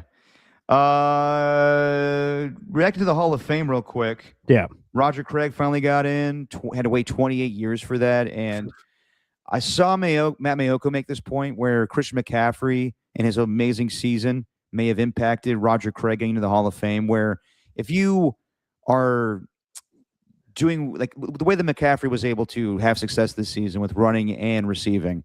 We don't give enough credit to Roger Craig as being one of the first players to do that. I mean, he was the first thousand guy, but as far as making an impact in the receiving game as a running back, it's him. He paved the way for Thurman Thomas and obviously Christian McCaffrey or Marshall Faulk. And a lot of the guys that I interviewed this week all looked up to him, whether it was Terrell Davis or Michael Irvin. So, yeah, I mean, he's obviously 3-time Super Bowl champion, 1988 Offensive Player of the Year. He was called a catfish by Bill Walsh because his eyes would get so big before he hit the hole. So, yeah, Roger Craig waited too damn long. And I also would say he deserved to get in, but I don't think he needed to get in over Belichick. That's like what's being said right now. You can allow 3 people from the senior era to get into the Hall of Fame. Yeah. So just because Roger Craig got voted in, which he's deserving of, does not mean that Belichick should not have been. I think that's stupid to think that. Well, it opened the door for it. I think that You could have both. You could definitely have both guys in. I think the idea of a seniors committee is kind of, I don't think it's a crock, but like the NFL's got to do it right. Like, I think it's. You muted yourself. All right. I think it's a way to clean up their past mistakes. Like LC Greenwood's not alive anymore. He hasn't been alive since 2013. Yeah, he should be. Yeah, that's ridiculous. It's like, how do you not vote these guys in? Roger Craig, absolutely deserving. But I think the seniors thing is kind of embarrassing for the Hall of Fame. How did you not get these guys in when you could have? How did you not open up this? So, like, I know you want to be strict with the selection. You want it to be this coveted thing, but the NBA, like the Basketball Hall of Fame, for example, it's kind of known for being more lenient, almost like anyone gets into the Hall of Fame. Like that kind of thing. That's what people say about it. That way, yeah. It's not that bad. That's not a bad thing. Honestly, I've never been the type who's like that passionate about like who gets in and who shouldn't get in, blah, blah, blah. Like, if these guys help tell the story of the league and helps tell the story of football, then yeah, let them in. Like, especially a guy like Roger Craig, who made football history. Right. And redefined what it meant to be a running back. So I don't know. These committees, man, it's way too much. I would agree. So I'm glad that Roger Craig is in, and Bill Belichick will get in eventually. Also, that knock on the door, I think they're gonna air it. NFL Network's gonna air the Hall of Fame knock on the door, like the full episode. Mm-hmm. Yeah, that one with Craig and Charles Haley and Ronnie Lott. Yeah. You could tell how much it meant to him, like more than anyone else. Like Drew Brees, it kind of felt like, what? I'm getting into the Hall of Fame and they're sending me Dan Fouts. But everyone else, Adam Vinatieri, Dan, you come up with that all on your own? Shut up, Drew. Like Adam Vinatieri getting Morton Anderson and Larry Fitzgerald in that interaction with Randy Moss, which was the coolest. You may have been younger, but we always looked up to you. We always respected the way you played, the way you carried yourself. I mean it, man. I mean it from the bottom of my heart. Yeah. So good. So that's going to be airing tonight. Oh, nice. Those moments are special. It definitely meant a lot to Roger Craig. Sure. And yeah, Drew Brees is a first ballot Hall of Famer with what he's accomplished in this league. No doubt. Same thing with Larry Fitzgerald. I think that some wide receivers have to wait. Like Tim Brown had to wait to be a first ballot Hall of Famer, and I think Chris Carter did as well. Yeah. But Larry Fitzgerald, I think when he retired, he had the second most receptions next to Jerry Rice. That 2008 playoff run, I'll never forget him just dominating every single game. So, yeah, Larry Fitzgerald, the way that he carried himself too off the field, like always dedicated to football. Definitely deserving of the Hall of Fame. Vinatieri, obviously, with all the clutch kicks he had in the Super Bowl, not to mention playoff games in the snow against the Raiders.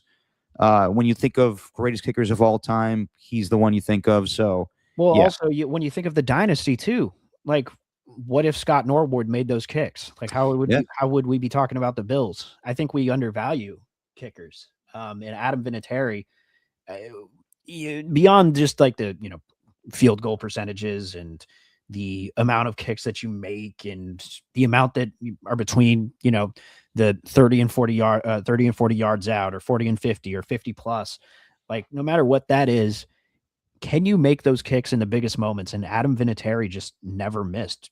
Absolutely deserving. And then Kuechly, man. Kuechly, stud. Oh, dude, he was the best linebacker in football. And you could say, in my opinion, he's the equivalent of Calvin Johnson, where retired probably too early. But then again, what's too early these days? His time was up.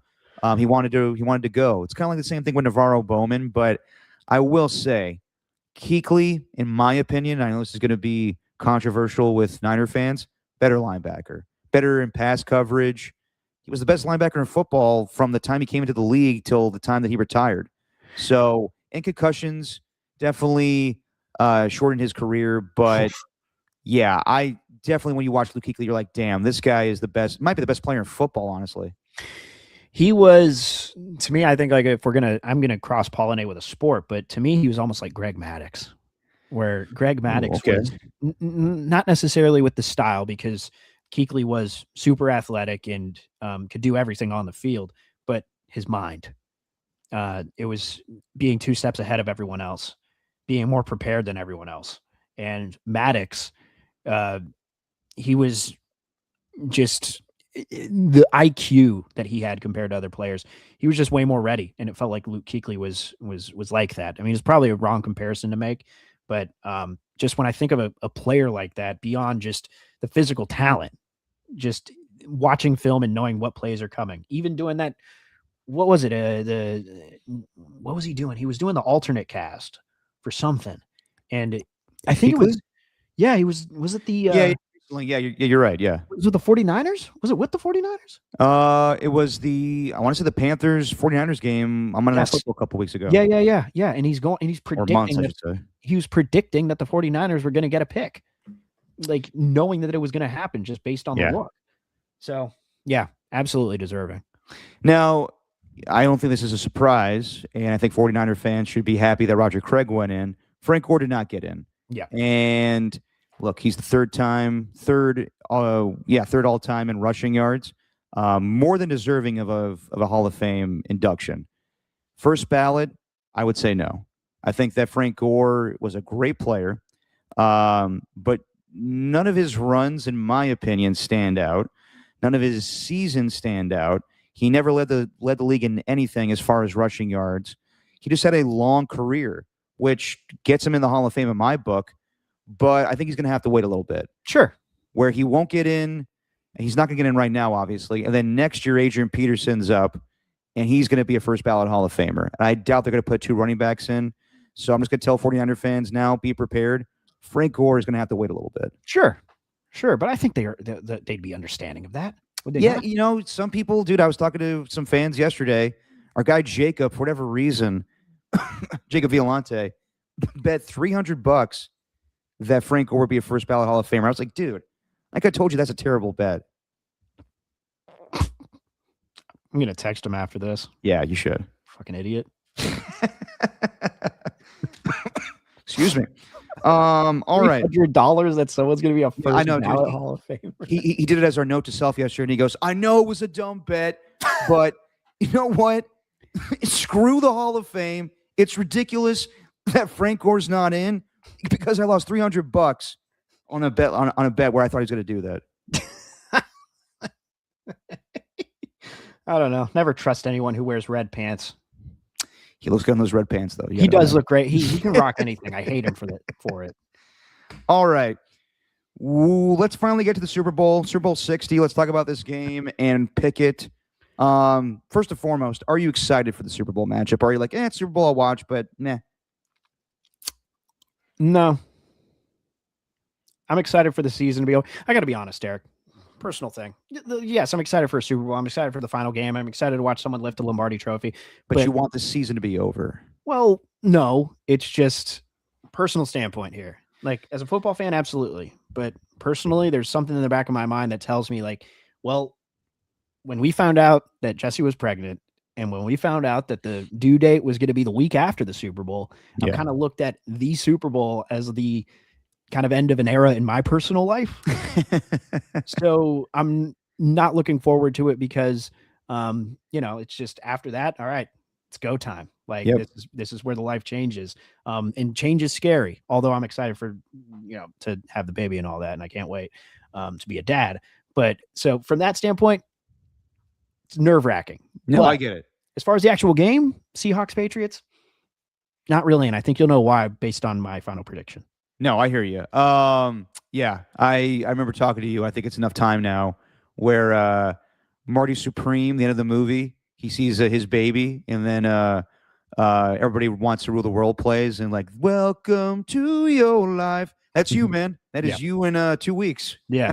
The craziest thought that I've had, to be honest, is like I just stood there one time, looked at Jesse. I was like, can you believe it? Like after you give birth and they just send us home and we're just going to be in here with a baby. And now it's like, all right, baby's here. Yeah. Now what? Just wait for it to poop. You know? Cry, piss, all of it. Just knowing that that's how it's going to be forever. Yep. Well, forever until they grow up. But well, Stephen, as we discussed this last Super Bowl before you lose all your freedom, what are your thoughts on the matchup with the Seahawks and the Patriots? I just don't see how the Patriots are going to compete. Yeah, I really don't. I see this as just being a pretty forgettable Super Bowl, to be honest. It's not the idea that you're bringing in the quarterbacks with Drake May and Sam Darnold, like Tom Brady and Patrick Mahomes. It's meant to be a passing of the torch, right? Well, Mahomes just ended up getting crushed because he didn't have any offensive linemen that were healthy, and the Buccaneers had the best defense in the NFL at the time. It was no contest. The only thing I remember was Patrick Mahomes running for his life from that Super Bowl. Yeah, that was with 2 all-time greats. It has nothing to do with that.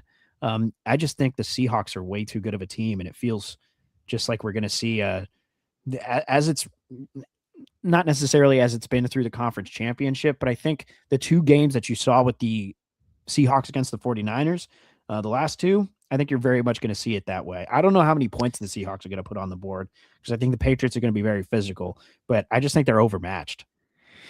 Yeah, I'm with you. I think that when we saw this matchup was set in stone, and my initial reaction was the Seahawks should kill them. And I still feel that way. Where, yeah, I think it happened. Mike Vrabel could come up with a good game plan for the last 2 weeks here and stifle Sam Darnold a little bit, make him uncomfortable, cause some turnovers. But I think that they can overcome that. I think that Sam Darnold can throw an interception. I think the Seahawks will be fine. The Patriots are a really good defense. I think that they could do things to Sam Darnold to make him feel uncomfortable, not see ghosts like back in the day when he was with the Jets. But, you know, they can make him uncomfortable in this game, no doubt. But I think that Sam Darnold doesn't need to have a great game. Drake May does. For the Patriots to win this game, I think that he needs to be the guy that everybody thought was going to be MVP this year. He needs to throw 3 touchdown passes. He needs to be the guy that was able to have great performances against the Texans defense. And, he was good against the Chargers and the Broncos game. That really was on the Patriots defense there. But I know Drake May won all these playoff games against top 5 defenses or top 10, whatever it is. This is a different animal to me. And he was able to overcome the sacks and the fumbles against the Texans because C.J. Stroud threw 4 interceptions in that game. Also, Jared Stidham was playing for the Denver Broncos, and they were playing in a snowstorm. That's really why they won that game. Not taking anything away from them and what they accomplished this season, and I hear people when they bring up the easy schedule, but I do feel the Patriots are here a year too early. Like, they got here because the Bills lost to the Broncos. Sure. And maybe the Broncos would have been here if Bo Nix was healthy. And I know I'm making excuses for the Buffalo Bills. They lost. But this would have been a better matchup if it was Seahawks and Bills. Let's be honest here. The Patriots, it kind of feels like to me, they're a good team. I don't want to diminish anything they accomplished, but it's going to sound disrespectful. They kind of remind me of like the Chargers making the Super Bowl in '94, where the 49ers knew going in that game, we should kill them. Yeah. The Seahawks should have that same mentality. They have a really good defense, a really good coach, and really good quarterback that's ascending, but they're way too young.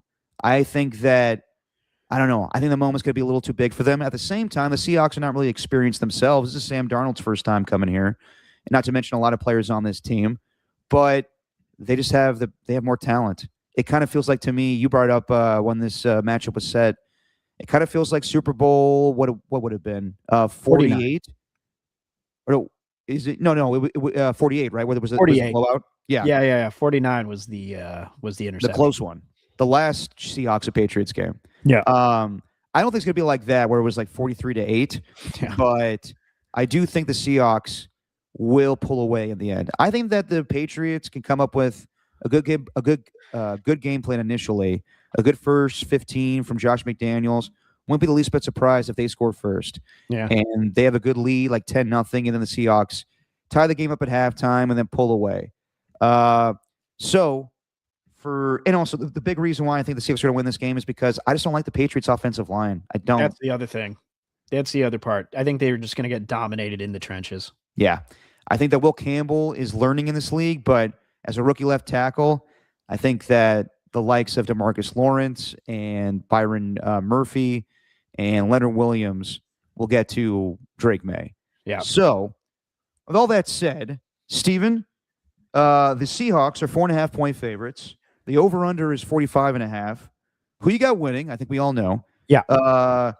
And give me the point spread as usual, over-under, but also give me a score and MVP. Yeah. So I think this is going to go over. Okay. I think it's going to be 34-13. I think 34-13. Okay. I think the Seahawks offense is just too powerful. And the defensive line is just going to wreck shop. I think that, and you're going to get a random Jake Bobo touchdown. Like, I'm convinced of that. Ooh, okay. Yeah. I like AJ Barner as a touchdown for the Seahawks. So do the ladies, apparently. That guy, there's something where, they've just found out. They've just found out. There's this guy named AJ Barner on the Seahawks. Why hasn't anyone told me? Yeah, that's kind of. Oh, he's a good-looking dude. He's a good-looking dude. That's the sentiment there on Twitter. That was one that showed up in my For You page for whatever reason. Okay. Yeah. Yeah. I like the algorithm says that I'm attracted to football players. Hey, it's all good, man. To each their own. How about AJ Barner, I like to score a touchdown. I like Kenneth Walker to get in on the ground, and I like a defensive score. Yeah. I like a DeMarcus Lawrence strip sack, and like Leonard Williams picks it up and scores. The last time we had a defensive player win MVP in the Super Bowl was exactly 10 years ago at Levi Stadium and Von Miller. So I like the Seahawks obviously to win. Darnold's going to be the MVP. Okay, Darnold's MVP for you? Yeah. All right, I'm going to go. Taking the Seahawks points. I'm going the under. I'm going to take Seahawks 30-13. So similar score as you. And I like DeMarcus Lawrence as MVP. Wow. I like him to get 2.5 sacks and like a forced fumble. So this is going to be a defensive ass kicking in the second half by the Seahawks over the Patriots. No Leonard Williams, huh? No Leonard Williams. No Big Cat. I like that's his name, right? Big Cat? Yeah. Or his nickname? Yeah. I like DeMarcus Lawrence because then we can all go back to what he said when he signed with the Seahawks, talking about his time with the Cowboys, and at the very end he goes, and I know I wasn't winning a Super Bowl with them. So comes full circle there. Any other like prop bets you've seen, Steven? Like anything with Bad Bunny or the Gatorade or anything? No, but I did see Chris Long's suggestion that it'd be the funniest thing ever if Bad Bunny were to open up, much like Jay-Z at Glastonbury, with an Oasis song with Wonderwall, because Oasis, one of the Gallagher brothers, said Jay-Z doesn't belong at Glastonbury, so we opened up the song with that. Chris Long said it would be hilarious if Bad Bunny opened up with Bruce Springsteen's Born in the USA. That's a very Chris Long thing to say, and that would be fantastic. That actually would be great. I think he should. Yeah, honestly, that would be very, very epic. No prop bets that I've been looking into. I don't even know who's singing the national anthem this year. It is Charlie Puth. Oh, okay, so we'll go over on the national anthem time, whatever that is. And as far as Gatorade, I'm gonna go orange. I'm gonna go green. Green Gatorade. Green Gatorade. I don't know. I think the Seahawks are more of an orange type team. Who the hell knows, though? Derek, I got some intel. Oh yeah, you've been asking around. Oh, you've been talking to our Seahawks connection. Yeah, I've been asking around at the bustling Radio Row that I attended. No, our guy. Sorry, who was on a couple weeks ago? I'm just kidding. I have no intel whatsoever. No, I'm sorry. I'm forgetting. Mauser. My bad. Ryan Mauser came on with us. Does he have any intel on the Gatorade? I What don't about know. Seahawks do? Nah, I mean, I'll just say I have sources, even though I don't really have sources. But it feels like orange is going to be the color. It just Okay. All right. Fair enough. There you go. You got some prop bet insight from Stephen Langford. All right. Should we do our Jackass of the Week and pop culture catch up or whatnot? Yes. All right. Do you have a Jackass of the Week, Stephen? I do. And I know who yours is going to be. And Yeah. I'm not going to take that one. But there's another one who is really, and this has to do with another streamer type. And that's this guy named Jack Doherty. Okay. Really popular, I guess, among the teenagers, whatever. I don't really get it. But he was doing a live stream at the Waste Management Open, which is a really fun event. Hole 16 is legendary because it's like a easy par 3. And if someone gets a hole in one, then everyone starts throwing their beer all over the place. And that's where everyone starts drinking and having a good time. It's more of a party than a regular PGA Tour event. But Jack Doherty going live on this stream and asking some random dude. So I guess you can consider this 2 jackasses of the week, but literally telling him to scream jackass like it's Happy Gilmore. You guys yell jackass on his backswing for $100? Oh, I gotta yell? Just jackass or some shit. Yeah, absolutely. Some Happy Gilmore shit. I'm so excited. Jackass! That's $100. I got you. It wasn't me. Tell them. They think it was me. You gotta go. Okay. They didn't know it was against the law. I didn't do anything. You're gonna get trespassed. These guys both do this all the time. You're gonna get trespassed from the course. I'm gonna escort you out of here with no issues, right? All right, cool. Yeah, but I didn't say anything. We just filmed him do it. Guys, we just got kicked out of Waste Management in Arizona. Look at all these cops right here. Jack. Doherty, is that you? Sir. What are you doing here? Not sure. Just, join the Waste Management. Don't do this, all right? Sure. We know exactly what you're doing here. Don't play this game with me, okay? We know exactly what you're doing. So as a result of that, we're trespassing you. If you come back here again before this tournament's over, you'll be arrested, and then you'll go through that whole process. Wow. Yeah. Yeah. Okay. He wanted to do that. How perfect is that? That is the most appropriate Jackass of the Week I've seen in quite some time. Yeah. But also, I would say, isn't the Waste Management kind of known for that, where it's the most? You don't say jackass in the back. I hear you. Okay. It's still even at that hole 16, which is just crowded with people. Even at that 16th hole, they're not saying jackass in someone's backswing. Like these guys are competing after all for money, and you can't just do that and give it. And so both of them are jackasses. Mainly that streamer though. I didn't do anything. It just reminds me so much of people you knew. Like we've all known that. We've all known that guy. Yeah. We've all had that friend or that female who feel like they just do things and they can get away with it by just saying, "Well, I wasn't gonna," just play by playing dumb. I didn't do it. It's so stupid. And that guy, the only thing is I've ever seen of him are a couple of videos that get posted online, which just show how much of an idiot he is. So I don't understand why people follow him, but to each their own, I guess. But that's Jackass of the Week worthy for me.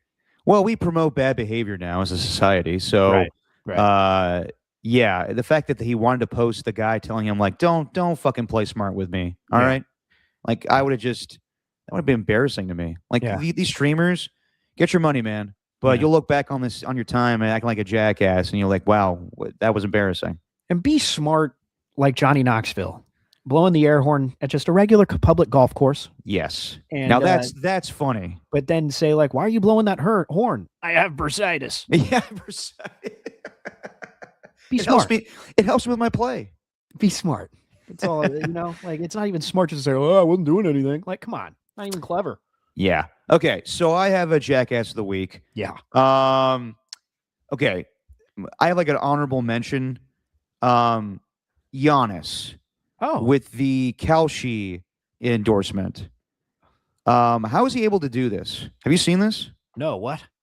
So Giannis is officially sponsoring Kalshi, which I don't know if they're like a straight up gambling website, but it's kind of like that. I don't know why he's able to do that while he plays in the NBA. And he announced this on his Twitter by saying, everyone is online. The internet is full of opinions. I decided it was time to make some of my own. Today, I'm joining Kalshi as a shareholder. We all on Kalshi now. Yeah. So he's definitely playing into the trade rumors, and I don't believe Giannis is getting traded in the offseason now. I think that Milwaukee will find a way to keep him. But it seems like this whole thing was kind of media manipulated. Like Really? I'm not saying that Giannis didn't go to the Bucks or anything and say that I would like to move on, but it kind of feels like the way it was talked about and then nothing happened, and now Giannis is benefiting off of it for an endorsement. Kind of feels lame. Does it feel like they're kind of messing with us? Yeah. Like knowing that Dieter the NBA Krudenbach had this take the other day where it's like, I don't believe in this Giannis trade. I think it's all media driven, to be honest. I'm like, yeah, I'm kind of with you. Well, not even media driven, but I feel like Giannis in the Bucks front office just say, hey, what if we said this? What if we told them this? What if we told Shams that things are picking up steam? Like, what if we told them that? Do you think, like, if we were listening to offers, like, what do you think? You know, would that be funny? I think there's a chance that they could be messing with us just completely, you know, and just, hey, we're going to get this out to the reporter. He's going to go on air with it. People are going to retweet it and going to go nuts. But you're going to stick around here anyway, because again, we're going to give you that 4-year, $285 million max contract, and you could stick around and you can get sponsorship deals. Yeah, it's very much like the LeBron James thing. LeBron James saying he's going to make an announcement, and it turns out it's just his partnership with Hennessy. Right. Yeah, it definitely feels like that. I don't know how Giannis is able to sponsor Kalshi, but as far as the real jackass of the week, two individuals, one more so than the other. The NFL honors. And I know that it's an award show where you have celebrities giving awards to NFL players. But you got to know how to pronounce the players or the coaches' names. So let's start with Tiffany Haddish. Okay. She's presenting the award for Coach of the Year, and Mike Vrabel wins. And, you know, I think not a hard name, Vrabel. This is how Tiffany Haddish said Mike Vrabel. 2025 AP Coach of the Year is Mike Vrabel. This is my favorite part. Shanahan. This is my favorite. Vrabel is busy preparing for the Super Bowl. Yeah. Yeah. We know that. We know.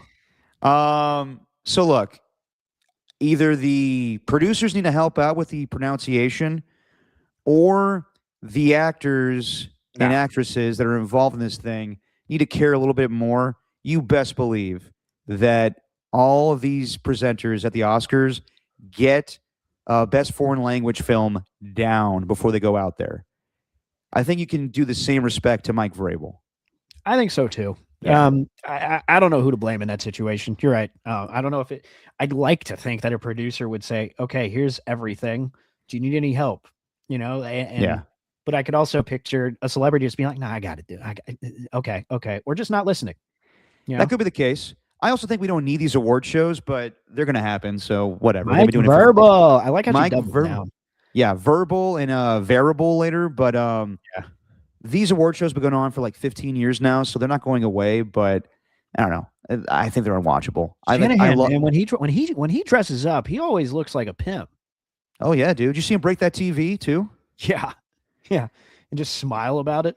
Well, like Roger Goodell's like, okay, I'll throw the ball, and Andrew's like, oh, you know, I'll throw the ball too, and Kyle Shanahan's like, fuck you guys, I'm going deep. Oh shit, I broke that TV and stuff.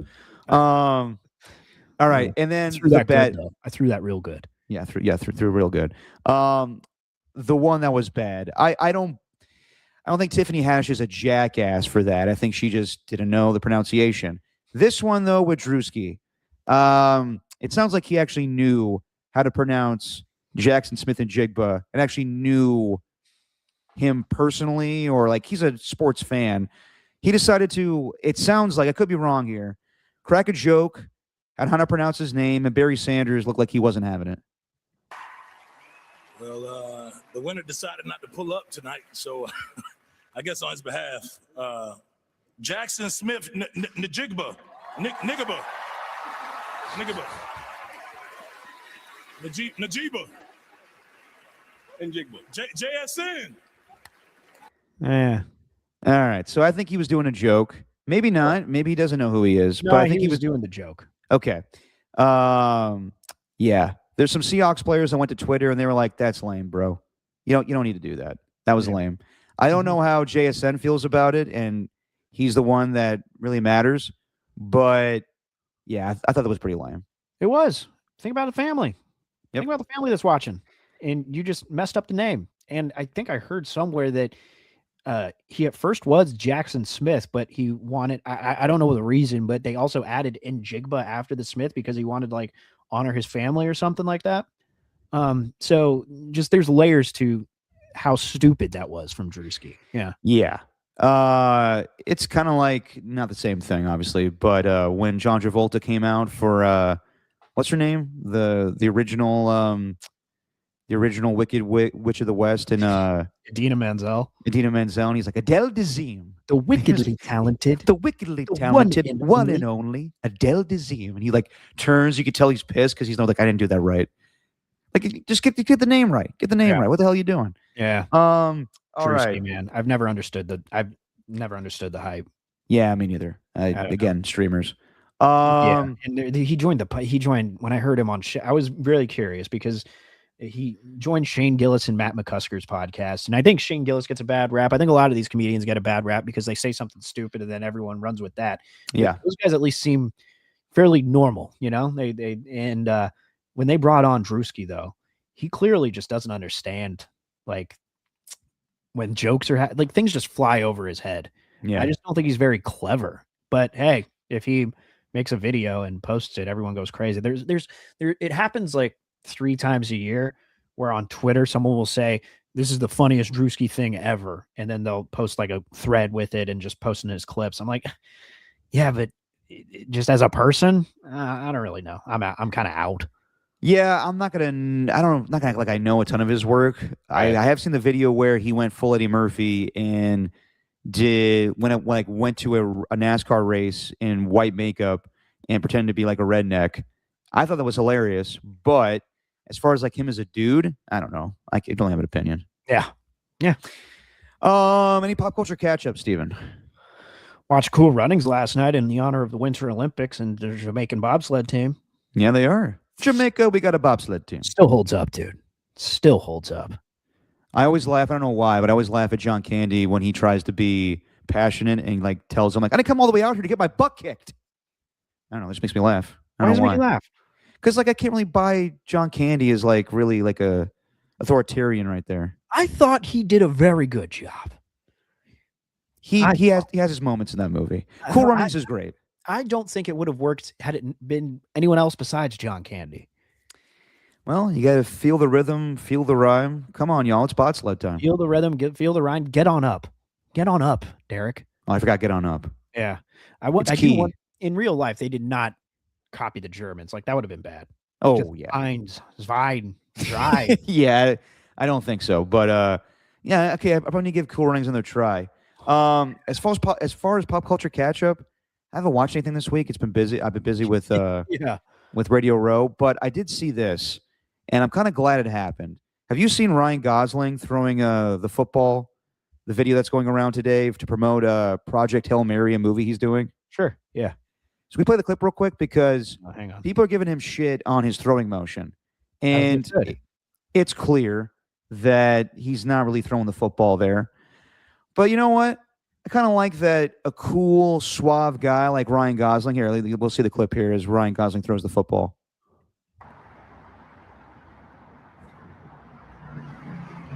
Ready? Yeah. Hey, God.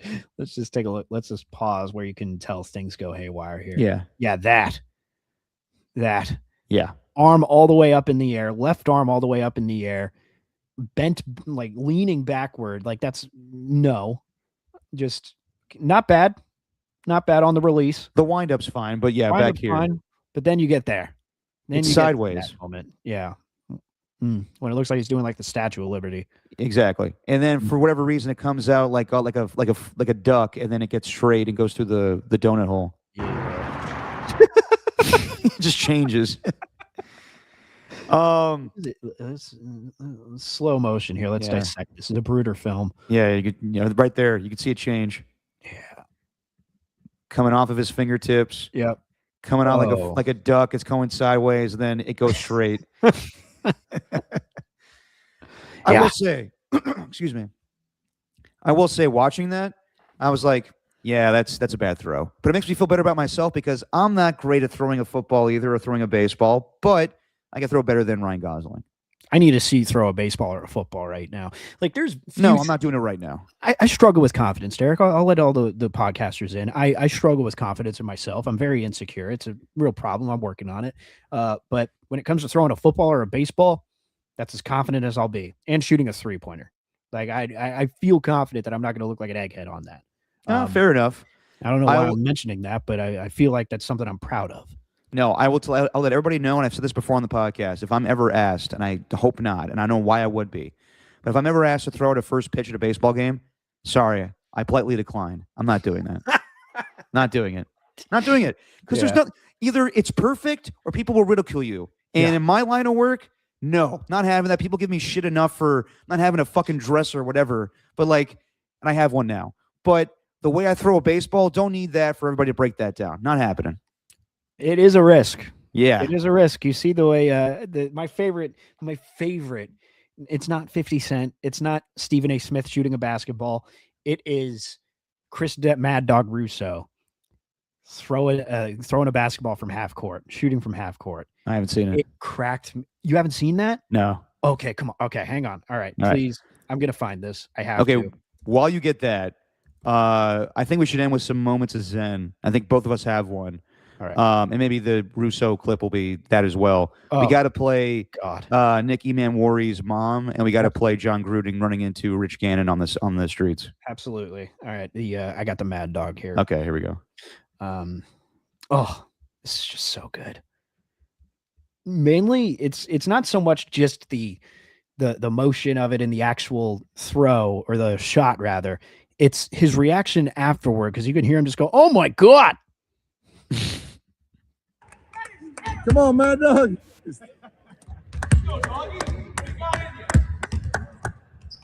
Oh. Did you hear that? Yeah. Did you hear it in the background off camera? I need to play one more time. I'm sorry. Yeah. One more time.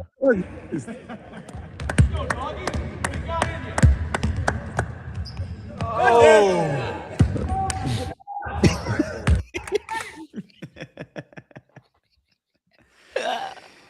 That's why he talks about sports. He doesn't play it. All right. Can we play Nick Emanwari's mom talking about the significance of the Super Bowl? Oh, God, yeah. Oh. So, also, Nick Emanwari hurt his ankle, I guess, in practice this week. Did not practice on Wednesday. Yeah. Or maybe it was Thursday, actually, but he did practice yesterday. So, he's good to go for the Super Bowl, and he's maybe the best player on defense as a rookie. But this is his mom. She comes from Nigeria. Yeah. Talking about how important the Super Bowl is to her. Just what are you expecting to go over there to San Francisco to watch this game, to watch your son? To be honest with you, I don't know. Everybody keep asking me, do you know what you are going for? I said, Super Bowl. They said, do you know how many people died to go to Super Bowl? I'm like, how? I don't know. I have opportunity to go there. So I'm like, okay, maybe this is something big that I don't know. It's big. I don't know what I'm expecting. All I'm going there is to shout, yay, Super Bowl, touchdown, we win. That's it. That's what I'm going to do. All right. We need a new Donna Kelsey in the football world, and that's the new Donna Kelsey right there. She's awesome. Yeah. As far as just like a football mom? Yes. But she doesn't even know really what football is. Yeah, but this is an opportunity here where you're going to teach Miss Emanwari about football. Yeah. Mrs. Emanwari absolutely deserves to. I think they have an opportunity here to introduce somebody who is not really accustomed to the sport of football or doesn't understand it, and now you can teach her new things, and it would be awesome. I think that's the. All right, I don't hate that. That's not bad. That's not bad. That's the next star, I think. That's the next Donna Kelsey. Yeah. Well, also the video that brought me a lot of joy this year, personally, was God, as an offensive lineman for the Vikings. I can't remember, but his parents were watching from the stands, and there's the mic'd up video of their parents, and those two are like watching him and him only. And when you watch the offensive line, you get a pretty good idea of, well, the protection wasn't there, or the protection was there. Oh, he just didn't have a hole to run through, but they know their football and they're just watching him. I think those two, they're going to be stars as well. I can't remember the player. All right, one last one here. And I think everybody loved this clip, especially if you're a Raider fan from back in the day. John Gruden making the rounds in the East Bay was awesome. Going back to the Coliseum, they let him into the stadium to go on the grass, on the field, and be where he coached football for a long time, initially with the Raiders in the late 90s, early 2000s, and then back recently as head coach. And then just walking the streets of San Francisco, he ran into our good buddy Rick Tittle, which was fun, but also he ran into Rich Gannon. He ran into Rick? Yeah. When? Yesterday. Oh. And Tittle and him got a photo, and I would love to hear the interaction. I haven't asked Tittle yet, but yeah, Rick and Gruden met up with each other on the streets. Wow. Good for Gruden. He got in on an iconic Rick Tittle selfie. That man has never wavered in his selfie. He loves a good selfie. He loves himself a selfie. Here's Gruden with Rich Gannon. Hey, I'm walking down San Francisco. I'm here for the Super Bowl, and I run into this guy. I mean, the last time I saw Rich Gannon, we were fighting on the sideline, man. How the hell are you? I'm walking down the street. I'm minding my own business. I'm getting ready to go back to my hotel, and some guy's yelling at me. I think, oh, my gosh. Yeah. Somebody wants an autograph. More importantly, I'm in the Bay Area. Somebody's going to yell at me, go, the Raiders suck. And all of a sudden, I turn around. He says, chuck the ball down. Throw it. Don't hold it. I'm like, wait a minute. I know that voice. Yeah. Hey, we're going. You're out of pushing. Hey, get over here, Gannon. Yeah, come on. It's so funny. Going to the Oakland Coliseum. We're going to go revisit. Get over here, huh? Play a little grab ass with you. We're going to go revisit some of our greatest memories. Dude, that place was special. Huh? That was, wasn't it? Yeah, I love the place so much. The only thing that I get some chills sometimes is when I'm out there, Blue 85! Blue 85! He's always like, no! Get the team for the Yankees leader, no! We're playing Tennessee on Monday Night Football. He's going easy. Hey, 98 Bunch Crunch. These people have no idea what's going on. The people in the back. Yeah. I'm so sad for them. Just so sad. He goes, shut the fuck up, Blue 85! You remember that? Steve Wisniewski was like this. He goes, yeah. What? I love you, man. I love you, brother. Yeah. Okay, we'll get together soon. See you guys. Yeah. What was your snap count? Let's hear it. I had a good one, bro. Let me hear it. Set. Blue 85. Blue 85. Hot. Love you, Gannon. See you, man. I'll text you. Okay. Wow. I love you, Gannon, man. Rich, man. You got to love him. Dude, so funny. He did the same thing. There's another video out there where he runs into Roland Williams, the old Raiders tight end. And he's like, how about this, man? Roland Williams. What are you up to now? And he's like, I actually work in real estate. He goes, man, and he doesn't even like acknowledge anything. He just says like, man, the way we used to line you up at tight end, man, the way that you would motion to was unbelievable, man. Unbelievable. Super Bowl week was built for Gruden. Yeah.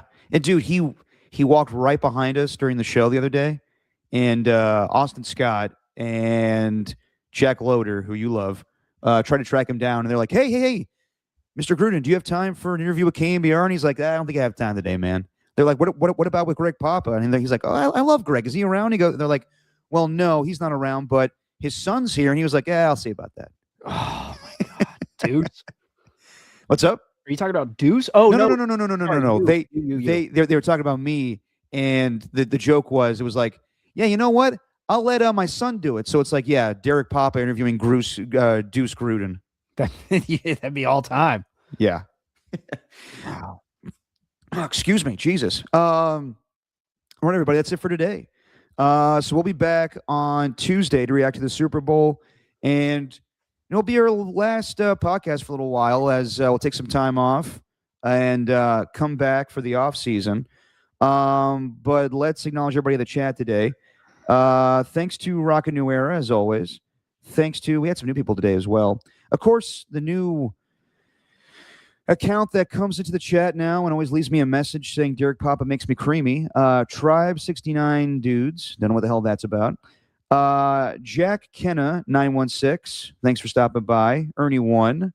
Who else we got here? The Pat H craft section. Thanks as always, Pat H.